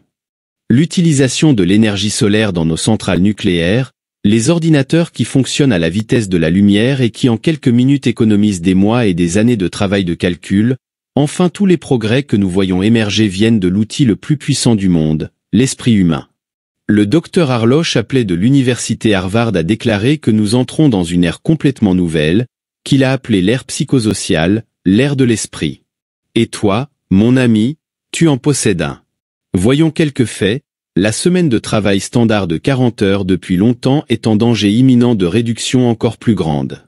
Cela signifie que le travailleur moyen dispose d'une énorme quantité de temps libre. En effet, si nous ajoutons les heures d'une année et soustrayons les heures de sommeil, environ 8 heures, nous découvrirons que cette personne a environ 6000 heures éveillées. Et que se passe-t-il? Moins de 2000 heures sont consacrées au travail. Cela nous laisse 4000 heures par an où les gens ne travaillent ni ne dorment, appelées heures discrétionnaires, où ils peuvent pratiquement faire ce qu'ils veulent. Pour que tu puisses voir des résultats étonnants dans ta vie, je te recommande de consacrer seulement 1 heure par jour, 5 jours par semaine, à exercer ton esprit. Tu n'auras même pas besoin de le faire le week-end. Choisis un moment approprié pour cette tâche. Le meilleur moment est 1 heure avant que les autres ne se lèvent le matin. L'esprit est clair, la maison est calme, et si tu le souhaites, accompagne-toi d'une tasse de café pour mettre ton esprit en marche. Voici une bonne façon de procéder pendant 7 heures quotidiennes. Prends une feuille de papier vierge. En haut de la page, écris clairement et simplement ton objectif principal actuel. Donc, puisque notre avenir dépend de la manière dont nous gérons notre travail, note toutes les idées qui peuvent t'aider à améliorer ce que tu fais actuellement. Essaie de penser à 20 idées. Tu n'atteindras pas toujours ce nombre, mais même si tu n'en trouves qu'une seule, cela pourrait être bénéfique. Maintenant, souviens-toi de 2 points importants à ce sujet. Premièrement, ce n'est pas quelque chose de simple, et deuxièmement, la plupart de tes idées ne seront pas bonnes. Quand je dis que ce n'est pas simple, je veux dire que c'est comme commencer n'importe quelle autre habitude. Au début, tu remarqueras que ton esprit résiste un peu à quitter la vieille routine. Mais quand tu réfléchis à ton travail et comment l'améliorer, note toutes les idées qui te viennent à l'esprit, aussi absurdes qu'elles puissent paraître. Permets-moi de te dire ce qui va se passer. Certaines de tes idées seront bonnes et mériteront d'être mises à l'épreuve. Cependant, ce que cette heure supplémentaire parvient principalement à faire, c'est semer ton objectif dans ton subconscient et mettre en marche toute la machinerie vitale dès la première heure de chaque matin. Si tu trouves 20 idées par jour, cela fait 100 par semaine. Même si tu ne le fais pas les week-ends, 1 heure par jour, 5 jours par semaine, totalise 260 heures par an. Il te reste encore 3740 heures de temps libre. Cela signifie que tu penseras à ton objectif et à des moyens d'améliorer ton rendement pendant 6 semaines et demie de travail supplémentaire par an. 6 semaines et demie de 40 heures consacrées à la réflexion et à la planification. Tu te rends compte à quel point il est facile de surpasser la prétendue concurrence? Il te restera encore 7 heures par jour pour faire ce que tu veux. Si tu commences chaque jour en réfléchissant, tu remarqueras que ton esprit continuera à fonctionner toute la journée, et que des idées vraiment géniales commenceront à jaillir de ton subconscient à des moments inattendus. Quand cela se produira, note-les immédiatement. Une seule grande idée peut révolutionner complètement ton travail, et par conséquent, ta vie. Si tu veux développer les muscles de ton corps, tu feras de l'exercice tous les jours. La capacité mentale se développe de la même manière, à la différence près que les bénéfices ne sont pas proportionnels au temps et à l'énergie investie. L'esprit humain peut accomplir n'importe quoi, mais même les muscles les plus développés sont insignifiants comparés à ceux de certains des animaux les plus simples de la Terre. Si l'homme avait dépendu de ses muscles pour survivre, il aurait probablement disparu, tout comme les dinosaures, qui étaient physiquement les créatures les plus puissantes ayant jamais existé. Permettez-moi de partager avec vous quelques résultats que certaines personnes m'ont communiqués après avoir suivi cette routine d'1 heure par jour. Un vendeur d'articles de bureau a vendu plus de produits de son entreprise en un seul mois que ce qu'il avait vendu durant toute une année auparavant, au cours des 4 années précédentes dans l'entreprise. De plus, une enseignante d'école du dimanche, avec 5 élèves, s'était fixé pour objectif d'en avoir 30 dans sa dernière lettre. Elle m'a dit qu'elle a maintenant une classe de 25 élèves. J'utilise ce système depuis des années et il m'a procuré certaines des expériences les plus gratifiantes de ma vie, et cela ne prend que 5 heures par semaine. 5 heures sur 168, ça en vaut vraiment la peine. C'est comme passer 5 heures à creuser dans une mine d'or pur, parce que votre esprit et tout cela est bien plus chaque fois que vous écrivez votre objectif en haut d'une feuille de papier. Ne vous inquiétez pas, ne vous tourmentez pas à son sujet. Considérez-le comme quelque chose qui attend simplement d'être atteint, comme un problème qui attend d'être résolu. Affrontez-le avec confiance et utilisez toutes les forces de votre esprit pour y trouver une solution, et croyez-moi, vous y parviendrez. Cela nous met chacun derrière le volant. En résumé, commencez dès cette semaine à consacrer 1 heure par jour à générer autant d'idées que possible. Essayez d'en avoir au moins 20 par jour sur la manière d'améliorer ce que vous faites actuellement. Ne baissez pas les bras. Rappelez-vous que la réalisation de votre objectif en dépend très probablement, ainsi que votre avenir tout entier. Une fois que vous commencez à exercer votre esprit de cette manière, je suis sûr que vous voudrez continuer. Si tout ce que tu possèdes actuellement est le résultat de l'utilisation, disons, entre 5 et 10% de ta capacité mentale, imagine comment sera ta vie si tu augmentes ce chiffre à 20% ou plus. Les personnes qui réussissent ne sont pas sans problème, elles ont simplement appris à résoudre les leurs. Ne perds ni temps ni énergie à t'inquiéter pour des choses inutiles.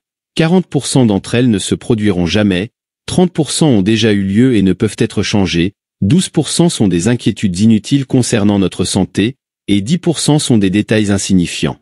Seuls 8% sont de véritables préoccupations. Essaie de distinguer celles qui sont réelles de celles qui sont inutiles et résous celles qui sont à ta portée. L'humanité a progressé davantage au cours des derniers 50 ans que durant les 10 000 ans précédents de civilisation. Nous vivons dans l'âge d'or qu'elhom a rêvé et pour l'équilier a pris pendant des siècles, et c'est la vie continuer à s'améliorer. La seule chose au monde qui peut te mener à tes objectifs, c'est ton esprit, et l'utilisation efficace que tu en fais pour concrétiser de bonnes idées. Chacun de nous a tendance à sous-estimer ses propres capacités.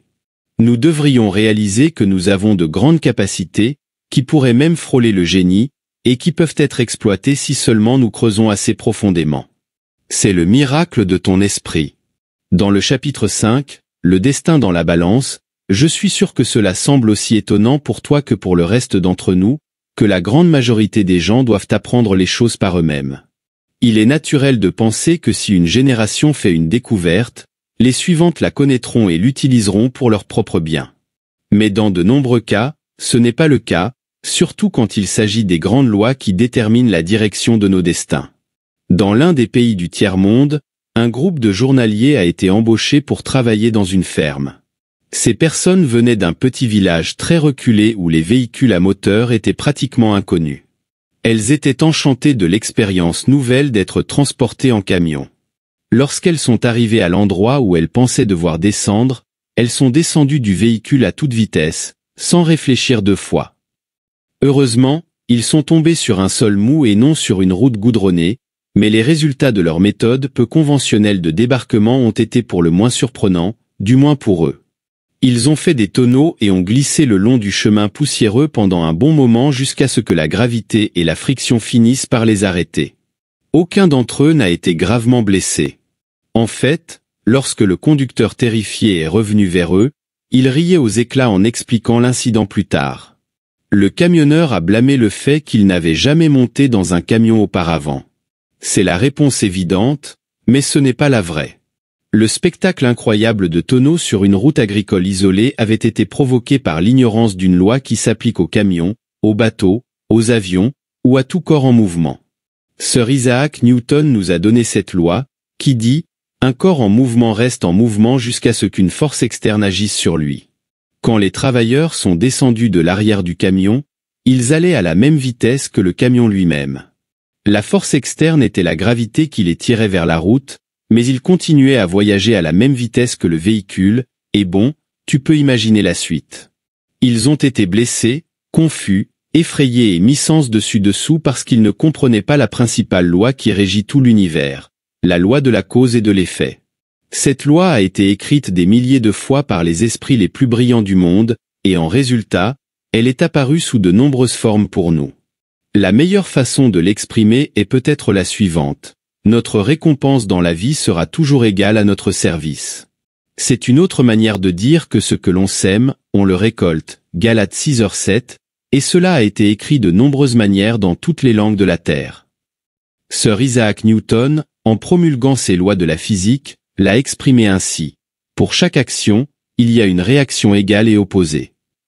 Quand tu dis que notre récompense dans la vie sera toujours égale à notre service, la plupart du temps, tu obtiendras un accord général. Les gens hocheront la tête et diront « Oui, c'est vrai ». Ensuite, ils continueront leur chemin sans se rendre compte que cette vérité est si vaste et enveloppante que chacune de leurs pensées et actions en est affectée. J'aime penser à cette loi comme une grande balance de pharmaciens, de celles qui ont une structure en croix avec deux plateaux suspendus par des chaînes. Sur l'un des plateaux est gravé le mot récompense, et sur l'autre le mot service. Notre manière de penser, de travailler, de parler et de nous comporter ainsi que nous devons placer sur le plateau du service. La portée et la nature de notre service détermineront nos récompenses. Si une personne est mécontente de ses récompenses, elle devrait examiner son service, action et réaction. Ce que l'on sème, on le récolte. Ce que l'on met détermine ce que l'on reçoit en retour. C'est aussi simple que cela, et c'est vrai. Cependant, c'est souvent mal compris. Si une entreprise ne se développe pas, elle devrait examiner sa contribution, c'est-à-dire son service. Si une personne n'est pas satisfaite de ses revenus, elle devrait examiner et réévaluer son service. À qui servons-nous? Chacun de nous sert une partie de l'humanité. Ce sont les personnes avec lesquelles nous interagissons, la famille, les amis, les voisins, les collègues, les clients potentiels et tous ceux que nous avons choisi de servir. Notre récompense dépendra de la mesure dans laquelle nous servons. Dans l'histoire du monde, les êtres humains n'ont jamais été aussi interdépendants. Il est impossible de vivre sans servir les autres, tout comme il est impossible de vivre sans être servi par les autres. Et c'est une bonne chose. Plus cette interdépendance est étroite, plus les réalisations humaines sont grandes. Nous savons besoin les uns des autres. En fait, nous ne pouvons pas vivre les uns sans les autres. Chaque fois que nous allumons une allumette, buvons un verre d'eau, allumons la lumière, répondons au téléphone, conduisons notre voiture, nous habillons, nous baignons, tondons la pelouse ou allons pêcher, essaie de fabriquer tes propres hameçons, nous sommes servis par d'autres êtres humains. Chaque fois que nous regardons notre montre, les efforts de milliers d'êtres humains nous ont servi. Nous recherchons tous des récompenses, et nous devons savoir qu'elles sont de deux types, tangibles et intangibles. En d'autres termes, d'un côté, les récompenses incluent l'argent que nous gagnons, la maison que nous achetons, la voiture que nous conduisons et les vêtements que nous portons. Mais d'un autre côté, elles incluent aussi notre bonheur, notre tranquillité, notre satisfaction intérieure et les personnes qui nous sont précieuses. Mais souviens-toi de ceci, tout ce que tu recherches comme récompense, tu dois d'abord le gagner sous forme de service envers les autres. Toute tentative d'éviter cette loi se terminera par un échec, de la frustration et finalement du découragement. Nous pouvons voir cette frustration partout, sur les visages tendus et nerveux, dans les montagnes de pilules consommées chaque jour, et sur les visages longs de ceux pour qui tout semble trop compliqué et qui ont simplement abandonné face aux circonstances. Combien de cela est dû à la méconnaissance ou à l'ignorance de cette loi simple de la nature? Je crois qu'une grande partie en découle. Maintenant, comprends-tu cette loi intellectuellement et émotionnellement? Si tu le fais, tu peux tracer un chemin merveilleux à travers ta vie, tout comme les travailleurs des champs sont descendus d'un camion roulant à toute vitesse, tout comme un enfant coince ses doigts dans une porte qui se referme, et tout comme un conducteur roulant à toute vitesse découvre qu'il est sur le point de se cracher. Combien de fois t'es-tu trouvé confus d'avoir agi contre les règles de l'homme et de la nature? Tu as sûrement rencontré de nombreux hommes agissant comme quelqu'un assis devant une cheminée vide en disant « Donne-moi de la chaleur et ensuite je te donnerai du bois ». Les gens semblent se diviser entre ceux qui comprennent qu'il faut mettre du bois pour recevoir de la chaleur et ceux qui pensent qu'ils devraient obtenir de la chaleur sans rien faire à ce sujet, ou en pensant qu'ils devraient obtenir un maximum de chaleur avec un approvisionnement en bois minime. On peut dire que le mécontentement d'une personne se mesure par la distance entre ce qu'elle a et ce qu'elle veut. Une fois qu'on a ce qu'on désire, il est très probable qu'on en veuille encore plus, parce que c'est ainsi que sont les gens. Mais cela peut être bon, et c'est un signe de santé. Le mécontentement constructif est responsable de notre élévation en tant que civilisation. Imaginons que tu as déterminé ce que tu veux. Observe objectivement où tu te trouves maintenant, considère la distance qui te sépare de ton objectif, et réfléchis à des façons d'augmenter ton service afin de pouvoir construire un pont au-dessus de cette distance. Ainsi, la pensée et la créativité deviennent la vie, et nous assurent également que nos objectifs peuvent être atteints par des efforts individuels en un minimum de temps. Un matin, je prenais mon petit déjeuner dans un restaurant à Monterey, en Californie, l'un des endroits les plus beaux du monde. Sodain, J remark chue la table à côté. Il y avait un jeune couple qui n'y devait pas avoir plus de 25 ans leur malheur était évident. Le jeune homme disait, « Eh bien, j'ai essayé partout, mais personne ne veut me donner du travail. Je suppose que nous devrons rentrer à la maison. » On pouvait voir à son attitude qu'il voulait vivre sur la péninsule de Monterey, mais qu'il était sans argent et ne trouvait pas de travail. Pourtant, il avait dit « Personne ne veut me donner du travail ». Il voulait que quelqu'un lui donne quelque chose, et s'il avait inversé l'idée, cela aurait été très bon. Il aurait pu dire quelque chose comme « Parmi les choses que je sais faire, lesquelles pourraient être utiles à certaines personnes de ce bel endroit ? Ou comment pourrions-nous être précieux pour cette communauté ? Les gens d'ici seront heureux de nous fournir le soutien dont nous avons besoin si nous trouvons une manière de leur être utiles. Ont-ils besoin de main-d'œuvre, de services de premier ordre, ou les deux ? Peut-être serait-il une bonne idée de laver et cirer les voitures à l'entrée de leur maison. Achetons un carnet et un stylo pour dresser une liste de toutes les choses que nous pouvons faire pour gagner notre vie. Cela nous permettra ensuite de trouver d'autres activités plus rentables. Mais le lavage et le cirage pourraient devenir un grand service pour la communauté. Bien sûr, ne nous arrêtons pas là. Pensons à d'autres façons de servir les gens ici. Là, dans ce même restaurant, au lieu de se laisser abattre, ils auraient pu imaginer de nombreuses façons de rester sur la péninsule et de construire une bonne entreprise. Ils n'avaient pas besoin d'un emploi, mais de réfléchir. Mais ils ne l'avaient jamais fait. Cela leur semblait aussi étrange que de parler une langue étrangère. Là était un beau couple avec deux esprits brillants. Un monde d'opportunités les appelait, mais ils s'apprêtaient à rentrer chez eux. Personne ne leur avait parlé des mines d'or qu'il avait entre les oreilles. Sais-tu combien de personnes auraient réagi de la même manière que ces jeunes ? La plupart des gens aux États-Unis ou dans n'importe quel autre pays feront n'importe quoi, même recourir au crime, plutôt que de penser. George Werner Shaw a commenté un jour, « Je suis devenu riche et célèbre en pensant quelques fois par semaine. » La plupart des gens ne pensent jamais. Le jeune couple de Monterey, aussi consciencieux soit-il, n'avait rien semé, donc il ne pouvait rien récolter. Comme il n'avait rien apporté à la communauté, il ne pouvait rien attendre en retour. Pour certains, cela semble injuste, mais ce n'est pas le cas. Au contraire, c'est totalement juste. Notre travail est de semer, rien de plus. Le reste se fera tout seul. On nous a donné les outils nécessaires, et tout ce qu'on nous demande, c'est de les utiliser. Malheureusement, on ne nous apprend pas à penser dans les écoles publiques, ni dans la plupart des écoles privées. Aussi incroyable que cela puisse paraître, la pensée est totalement ignorée comme matière.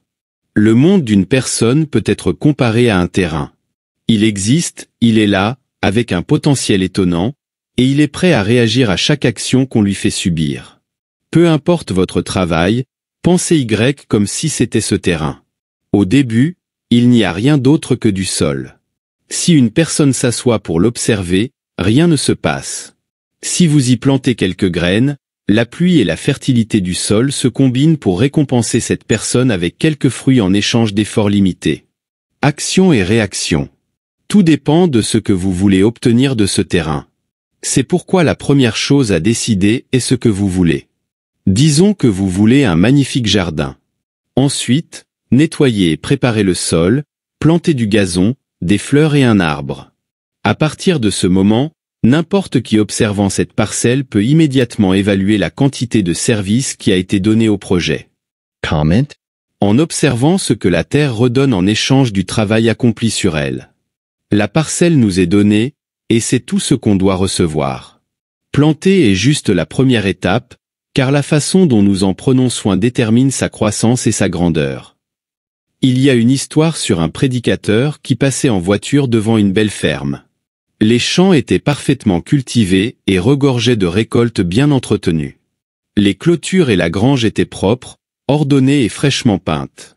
Il y avait une rangée de beaux arbres qui indiquaient le chemin vers la maison du propriétaire, où il y avait de l'herbe et beaucoup de fleurs. C'était une vue magnifique. Le prédicateur rencontra le propriétaire, un fermier qui travaillait dans le champ, et lui dit « Dieu t'a béni avec une belle ferme ». Le fermier s'arrêta et réfléchit un moment, puis répondit « Oui, il l'a fait, et je lui en suis reconnaissant. Mais tu aurais dû voir cet endroit quand je suis arrivé. » L'homme comprenait qu'il avait été béni avec une bonne ferme, mais il était également conscient que c'était son propre amour et travail qui l'avait amélioré. À chacun d'eux nous est donné une parcelle à cultiver. Comme le fermier, nous pouvons être reconnaissants et avoir la vision, l'imagination et l'intelligence pour construire sur le terrain de nos débuts qui ne semblait pas si impressionnant. Ou bien, nous pouvons laisser le terrain se dégrader sans but, avec des bâtiments usés et non pas entourés de mauvaises herbes et de débris. Dans les deux cas, c'est la même terre. Ce qui fait la différence, c'est ce que nous en faisons. Le potentiel pour le miracle est là. New Stevens etra says sages pourlu voir et comprendre que notre réalisation en tant que personnes dépend de notre réaction à ce que nous estons. Pour concevoir des moyens d'améliorer votre service, lisez des livres sur votre spécialité, apprenez ce qui a fonctionné pour les autres, mais en même temps, pensez à des moyens originaux et créatifs de le faire à votre manière. S'engager pleinement pendant une semaine ou un mois, puis retomber dans de vieux habitudes, c'est comme travailler sur ce terrain pendant une semaine ou un mois, puis l'abandonner chaque matin. Posez-vous cette question. Comment puis-je améliorer ma capacité à servir, sachant que mes récompenses seront proportionnelles à mon service? Faites cela chaque jour et vous commencerez à former l'un des habitudes les plus précieuses de la vie. Horace Mann a écrit « Si quelqu'un cherche la grandeur, qu'il l'oublie et recherche la vérité, alors il trouvera les deux. » Vous pouvez bannir toute confusion, complication, préoccupation et peur incertaine en revenant aux grandes lois et aux grandes vérités sur lesquelles le monde entier et tous ses succès sont construits. Quand nous observons une entreprise, nous pouvons savoir ce qu'elle est en regardant ce que la communauté a fait pour elle. Si elle croît et prospère, simplement elle se maintient, ou peut-être est-elle sur le point de fermer. Quelle que soit la situation, c'est un reflet de votre service et de son acceptation par les gens. La même chose se produit avec les familles et leurs résidences.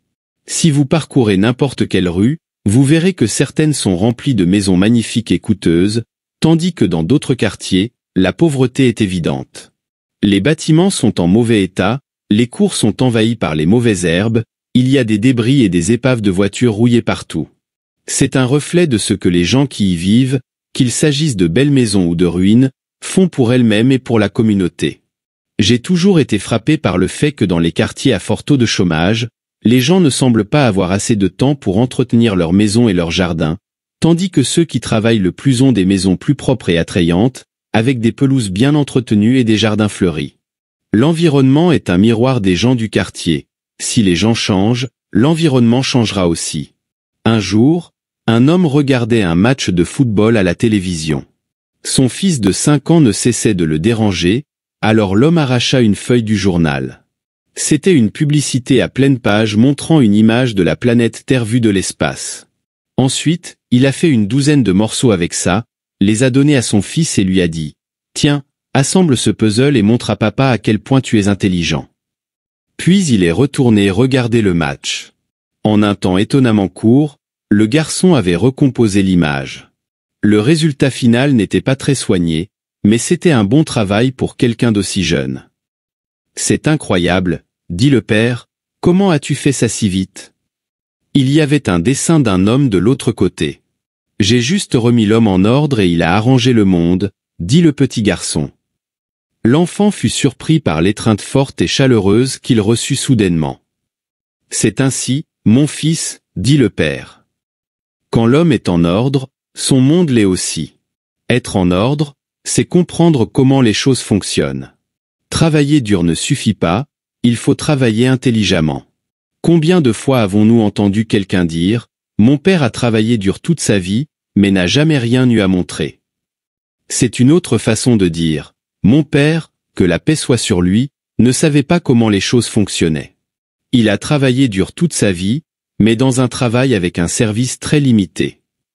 Oh, mon père était une personne brillante, mais il ne cessait de sauter d'une chose à l'autre et n'avait jamais la patience de mener à bien l'activité du moment, c'est pourquoi il l'abandonnait peu après l'avoir commencé.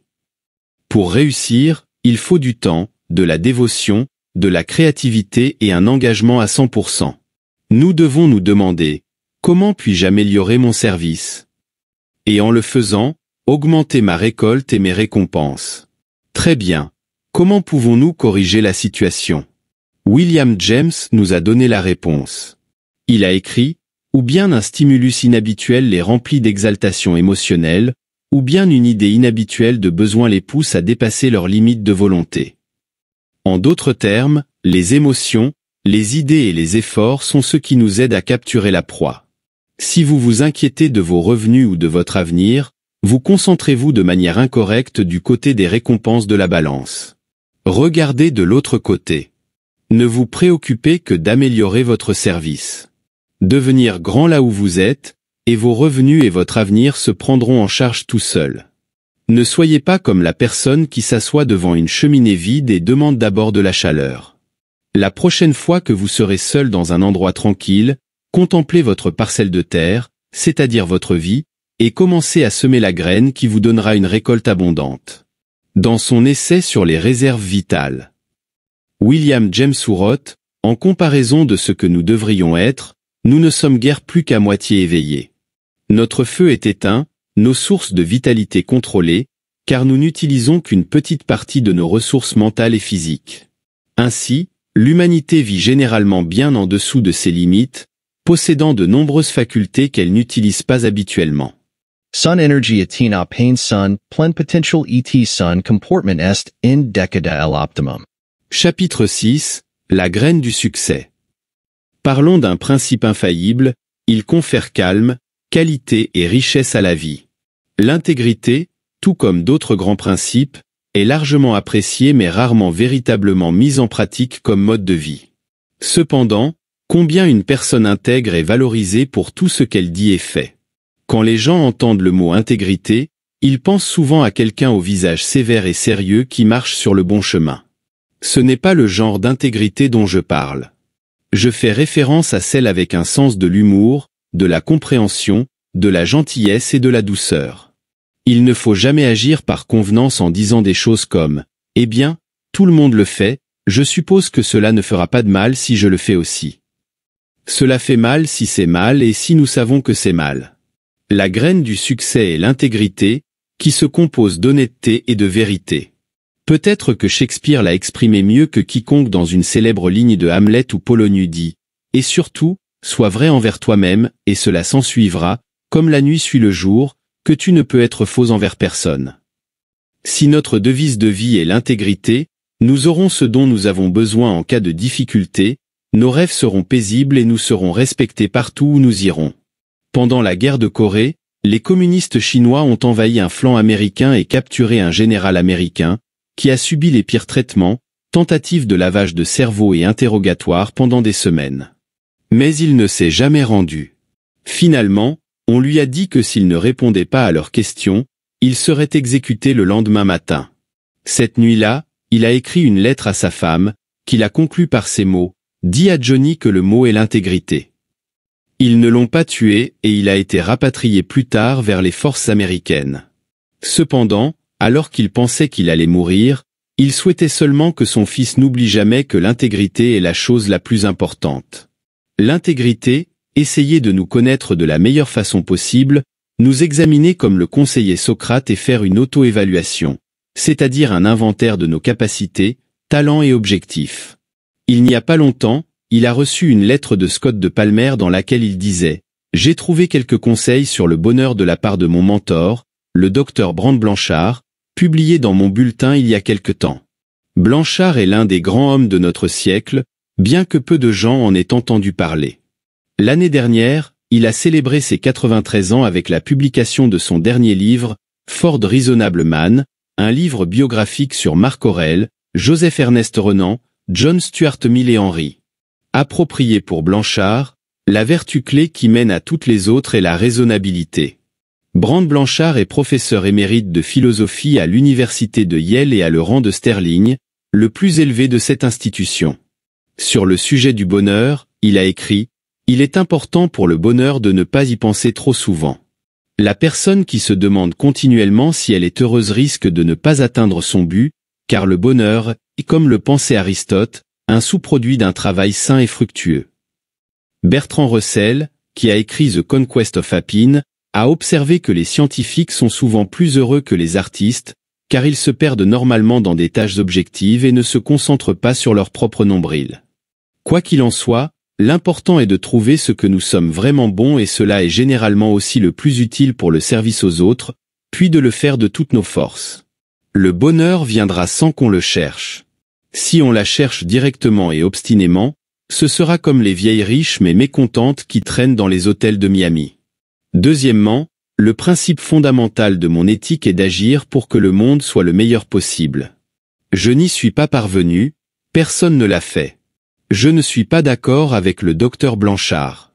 Il a fait un monde meilleur, et beaucoup d'autres aussi, mais essayer d'être à la hauteur implique de prévoir constamment les conséquences de ses actions, de choisir celles qui ont le plus de chances d'être fructueuses et de contrôler les impulsions.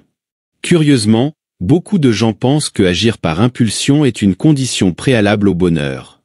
Je suis d'accord pour dire que l'impulsion doit être présente, et plus forte et mieux, tant qu'elle est sous contrôle.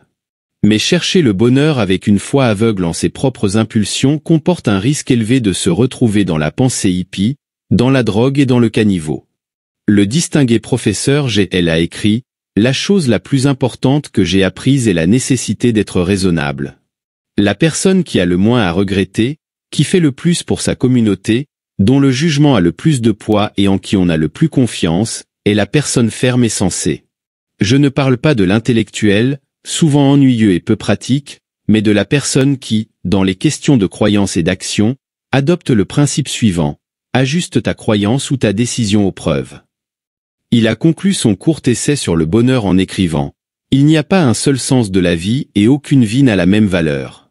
La richesse d'une vie ne dépend pas de la quantité de bonheur que l'on atteint, mais de découvrir qui l'on est, c'est-à-dire la combinaison unique de facultés de chacun, puis de découvrir par l'expérimentation et la réflexion quel chemin de vie satisfera le mieux ces facultés de manière la plus complète. Vous ne recevrez jamais de meilleurs conseils. » Je suis d'accord avec Scott Palmer pour dire que le professeur émérite Sterling Brand Blanchard, à ses 93 ans, la plupart consacrés à l'étude, à l'enseignement et à l'observation de l'humanité, c'est de quoi il parle. Pour moi, la sagesse est un autre mot pour l'intégrité, liée à la vérité et fondée sur les preuves. J'ai beaucoup aimé comment il a conclu son essai sur le bonheur, en particulier ce qu'il a dit sur les facultés de chacun. Quelles sont les vôtres ? Il doit y avoir quelque chose, probablement plusieurs choses que vous pouvez faire très bien, que vous appréciez beaucoup et qui automatiquement rendront le plus grand service aux autres. Vous êtes prêt à découvrir par l'expérimentation et la réflexion quel chemin de vie comblera le mieux ces facultés de manière la plus complète. Cela signifie être honnête avec vous-même, c'est l'intégrité, c'est la sagesse, c'est la raison. Être sincère avec nous-mêmes signifie assumer la responsabilité de tirer le meilleur parti de ce que nous avons, et nous avons beaucoup, la vaste richesse de nos esprits, nos capacités, talents et temps. L'investissement de cette richesse déterminera nos gains dans tous les aspects de la vie. Nos esprits, nos capacites, nos talents et notre temps nous accompagneront toujours aucun nous aliens et représentent notre valeur. C'est ce qui rend l'humanité autonome, bien que la plupart des gens l'ignorent. Il me rappelle le cheval et l'éléphant, inconscients de leur propre force et facilement domptés. De la même manière, des millions d'êtres humains vivent dans de petites prisons qu'ils ont créées eux-mêmes, inconscients de leur capacité à être libres de faire ce qu'ils veulent vraiment et ainsi récolter une récolte qui dépasse leur imagination. Mais ils sont esclaves de leur ignorance et suivent les autres comme des fourmis. Comment ont-ils investi leur richesse intérieure ? Ils ne le savent probablement pas, comme avec toute forme de richesse. C'est à nous de décider comment les utiliser. Nous pouvons la gaspiller jusqu'à ce qu'elle disparaisse, ou nous pouvons l'investir intelligemment et recevoir une abondante récompense qui pourvoira largement à nos familles pour le reste de nos vies. Seuls nous pouvons saboter la richesse de nos esprits, talents, capacités et temps. Il faut faire un choix, et c'est là que l'intégrité entre en jeu, en faisant le meilleur usage de ce qui nous a été donné. Cela semble simple, la vérité est toujours simple. En investissant correctement notre richesse, nous nous élevons au-dessus de la compétition. Nous ne nous contentons plus de rivaliser, nous créons maintenant. Vous comprenez maintenant quelque chose que la grande majorité n'a jamais connu, et voici les fondations sur lesquelles toutes les grandes histoires de vie ont été construites, dans tous les domaines. Alors investissez dans un carnet de notes jaune et quelques stylos, et commencez à prendre des notes sur la manière de tirer le meilleur parti de ce que vous avez. Voici quelques prémices pour le succès. Le succès n'a rien à voir avec la taille du cerveau. Le plus grand cerveau jamais enregistré appartenait à un idiot, et le plus petit à Anatole France, qui a remporté le prix Nobel de littérature en 1921. Certaines des personnes les plus grandes du monde dans tous les domaines sont tout été petites, chauves et corpulentes, d'autres grandes et minces. Certaines ont reçu une éducation splendide, d'autres peu ou pas du tout. La personne destinée à la grandeur est celle qui décide par elle-même de risquer le tout pour le tout. Toutes les personnes véritablement réussies ont quelque chose en commun. Elles suivent consciemment ou inconsciemment la loi de cause à effet et sont honnêtes avec elles-mêmes. Bien que la plupart des gens soient d'accord avec le principe d'intégrité, en réalité cela ne leur importe pas beaucoup. Pour la grande majorité, c'est souvent une question de convenance. S'ils trouvent avantageux d'être honnêtes, ils le seront, et s'ils trouvent avantageux de nuancer la vérité, ils le feront. Ils ont tendance à vivre pour la gratification à court terme, voire instantanée. Ils ne voient pas le succès comme un programme à long terme et ignorent ce que j'aime appeler le boomerang infaillible. Chaque fois qu'une personne fait quelque chose de malhonnête, que ce soit voler quelques fruits ou voler 10 000 $, elle lance le boomerang. Il en va de même pour la manipulation de la vérité. Personne ne peut dire jusqu'où ira le boomerang ni quelle sera l'ampleur de la courbe qu'il suivra, seul le temps le dira. Mais à la fin, il reviendra inévitablement pour infliger un coup sûr et douloureux. L'honnêteté et l'intégrité peuvent être un bon investissement. En fait, Mirabel a écrit que si l'honnêteté n'existait pas, nous devrions l'inventer comme le meilleur moyen de devenir riche, et c'est tout à fait vrai. Tout ce que nous avons à faire dans chaque circonstance est de nous demander: est-ce vrai? Est-ce honnête? Est-ce la meilleure chose que je puisse faire? Et si c'est le cas, nous pouvons avancer avec la certitude heureuse d'avoir mis en marche la bonne cause, et savoir que les résultats ne mettront pas en danger notre seule chance de succès réel et de gagner les personnes que nous servons et de les aider à améliorer leur niveau de vie. Mais si nous nous contentons de donner moins que le meilleur, en réalité, nous jouons contre nous-mêmes. Le travailleur moyen de notre société travaille environ 40 heures par semaine, ce qui lui laisse 128 heures par semaine pour faire ce qu'il veut. Jamais dans l'histoire de l'humanité nous n'avons eu autant de temps libre. 128 heures, soit plus du triple du temps que nous passons au travail. Que vaut tout ce temps? Nous avons besoin de dormir, de nous détendre et de nous reposer, mais nous avons besoin de ces 128 heures pour cela. Notre pire ennemi n'a jamais changé de nom, c'est l'ignorance.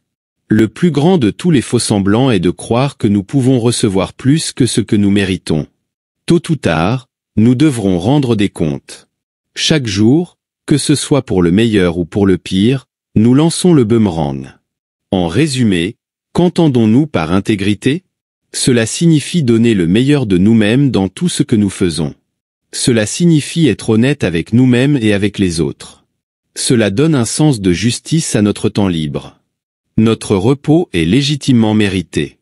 Cela signifie la volonté de maintenir un esprit ouvert, de chercher la vérité partout, de vérifier les choses par nous-mêmes, d'être critique envers ce que nous entendons et de former nos propres jugements. C'est savoir qu'il y a toujours de meilleures façons de faire les choses. C'est se rendre compte que la personne qui ne lit pas n'est pas meilleure qu'un analphabète, et que celui qui ne se cultive pas en tant qu'être humain n'est pas meilleur que celui qui ne peut pas le faire. C'est découvrir que la plus grande joie que l'on puisse éprouver est celle procurée par l'accomplissement. Nous savons que nous progresserons vers nos objectifs simplement parce que nous deviendrons de personnes remarquables.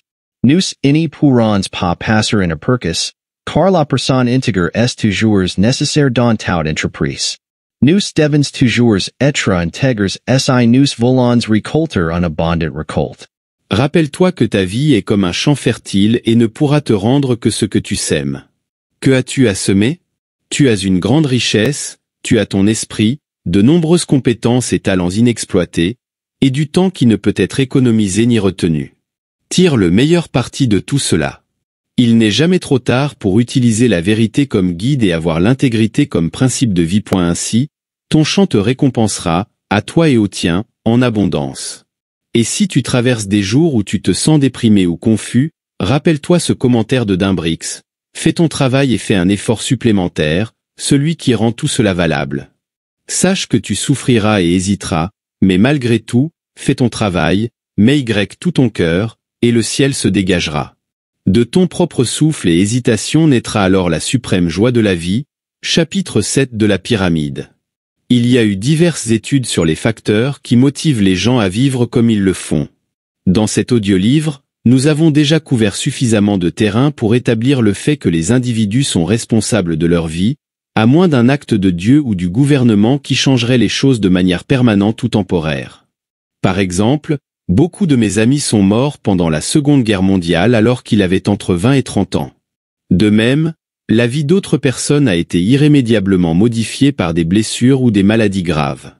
Mais la plupart d'entre nous avons la santé, ce qui est la tendance naturelle de toute existence, et nous avons toute une vie devant nous.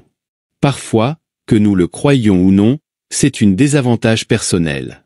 Car souvent, ce sont les handicapés physiques qui nous démontrent les possibilités illimitées pour ceux qui sont prêts à atteindre leurs objectifs, tandis que les plus sains choisissent souvent la voie de moindre résistance. Je crois que Bill Big, alors propriétaire des White Sox de Chicago, a dit « Je ne veux pas d'un athlète au talent naturel. Je veux un gars qui ait parcouru le chemin difficile. » Ce sont les gens dans ce monde qui sont prêts à prendre ce chemin qui atteignent la grandeur. Maintenant, examinons quelques faits de la vie. Seulement 5% des personnes atteignent un succès extraordinaire au cours de leur vie.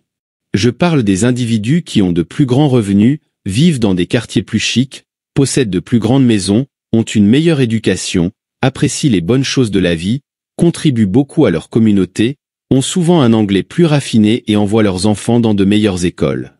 Il y a toujours des exceptions à chaque règle, et il y en a beaucoup dans ce groupe des 5%. Je connais un homme qui dirige l'une des plus grandes et des plus connues entreprises aux États-Unis, et qui peine à aligner 10 mots dans le bon ordre sans mutiler la langue anglaise. Si c'était un crime, il serait condamné à mort. Cependant, il possède des manoirs, des yachts, des jets privés et bien plus encore. On se demande pourquoi cet homme, qui n'a fait que la 6e année primaire et qui semble ne pas avoir le moindre intérêt à poursuivre ses études, a connu un tel succès financier spectaculaire. La réponse est simple, il sait comment servir les gens. L'organisation qu'il dirige sert des millions de personnes chaque jour. Il a travaillé dur toute sa vie pour la construire et il a très bien réussi. C'est pourquoi il peut acheter des yachts de 3 millions de dollars et les payer cash. Et lorsqu'il veut se rendre quelque part en toute hâte, son avion Golf Dream 3 est prêt à décoller. La plupart des personnes faisant partie de ce 5% correspondent à la description ci-dessus.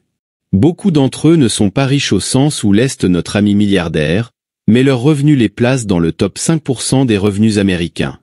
Ils ont tendance à beaucoup apprécier la vie, jouent souvent mieux au golf ou au tennis que la plupart des gens, et adorent leur style de vie. Aux États-Unis, la plupart des bébés naissent dans ce 5% supérieur, selon les statistiques dont nous avons parlé. Les chances qu'ils n'appartiennent pas à ce groupe sont de 95 contre 5. Comme la plupart des enfants, ils prendront rapidement leur environnement pour acquis. Supposons que c'est un garçon, mais cela s'applique de la même manière à une fille. Ainsi, je n'aurai pas besoin de dire il ou elle tout au long de cet exemple intéressant. En grandissant, il accepte son monde ou son environnement tel qu'il est, sans vraiment y penser. Son environnement devient une partie naturelle de lui-même et tout autour de lui exerce une influence. Sun language, celu de SES parents, de SES prox et de SES voisins, deviant lucine. En vérité, ce qu'il apprend à l'école aura peu d'effet sur lui. C'est pourquoi on entend des hommes et des femmes adultes qui ont fréquenté le système scolaire américain dire des choses comme No way ou Where are you at, des façons informelles de dire non et où es-tu en anglais, qu'ils n'ont pas apprises à l'école mais qui sont le fruit des modèles de langage dans leur environnement. Je connais un avocat qui dit encore Where are you at?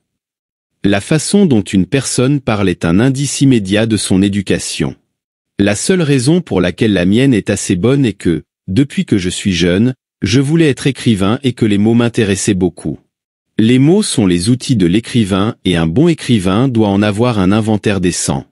J'étais la seule personne de notre famille à avoir cette inclination. Les autres avaient d'autres intérêts et l'éducation n'en faisait pas partie. Si les statistiques étaient inversées, ce serait merveilleux. Si 95% des gens réussissaient comme le fait le 5%, les chances qu'un enfant soit élevé dans un lieu avec plus de ressources et d'opportunités seraient inversées. Mais ce n'est pas le cas, donc notre jeune typique pense comme ceux qui l'entourent et prend pour acquis cette vie. Toutes les personnes qu'il connaît sont dans ce groupe, son groupe, et s'il ne trouve pas une motivation inhabituelle en chemin, il deviendra naturellement une partie indistincte du collectif dont les objectifs, ou l'absence d'objectifs, deviendront les siens. Une belle maison dans une belle rue, un emploi stable avec de bons revenus, une bonne épouse et de bons enfants. Et ainsi continue l'histoire, fonctionnant au ralenti tout au long de sa vie, à l'exception des moments où il pratique un sport ou se prépare pour un rendez-vous. Aux États-Unis, ce pays continue de croître et est si prospère que l'homme n'a pas besoin de foncer à toute vitesse pour satisfaire ses besoins moyens, tout comme la majorité des gens à travers le monde. De plus, ils n'ont pas à le faire s'ils ne le veulent pas, personne ne leur a dit ça.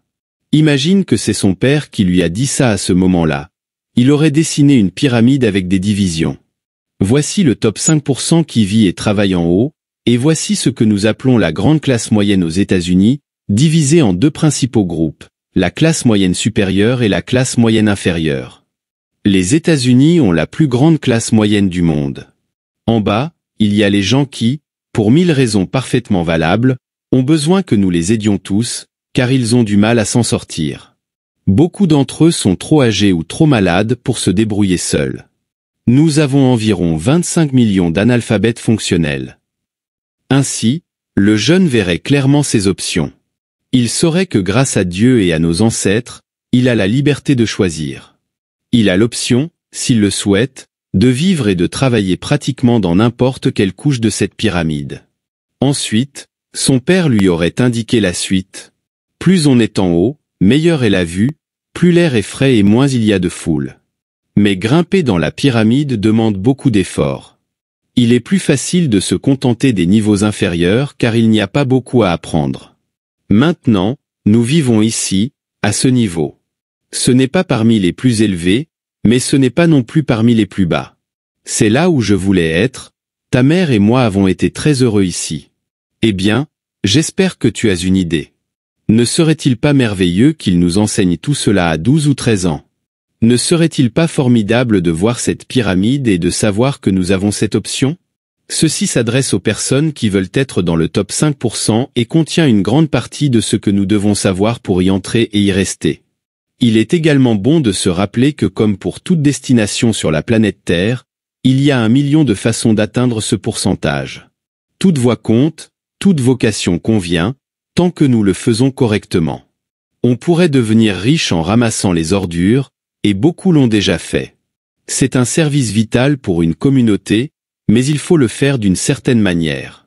Ce jeune, comme beaucoup d'autres en raison de leurs antécédents et de leur conditionnement, rentre dans les statistiques des Américains moyens, car ils mènent leur vie de la manière la plus courante.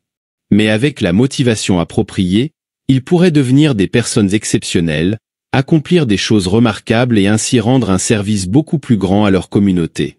Quelle est la probabilité qu'ils tombent un jour sur les conseils de Blanchet sur le bonheur? Sais-tu ce que c'est et d'où cela vient? Certains de ces jeunes auront-ils exploré les profondeurs de leur potentiel? Pourquoi exactement? Ton patron génétique original t'a-t-il préparé à faire ce que tu désires le plus? Ce qui te procure le plus de joie? Sais-tu que ta récompense viendra en fonction de l'étendue de ton service envers les autres? Sais-tu pourquoi certaines personnes facturent 20 000 $ par semaine tandis que d'autres perçoivent le salaire minimum? Un célèbre comédien américain a gagné 12 millions de dollars en 1986. Tu sais pourquoi? C'est grâce aux gens qu'il sert. Il y a aussi un banquier à Los Angeles qui gagne environ 40 millions de dollars par an. Tu sais, il n'y a pas de limite aux gains. Combien aimerais-tu gagner? Que dirais-tu de 1000 dollars par semaine? Et le double? Pourquoi pas? Bien sûr, ce n'est pas tout ce qu'il faut gagner, mais cela aiderait à payer les dettes et à avoir des revenus qui vous situeraient dans le top 5% de la population. Vous seriez au sommet de cette pyramide où le soleil brille le plus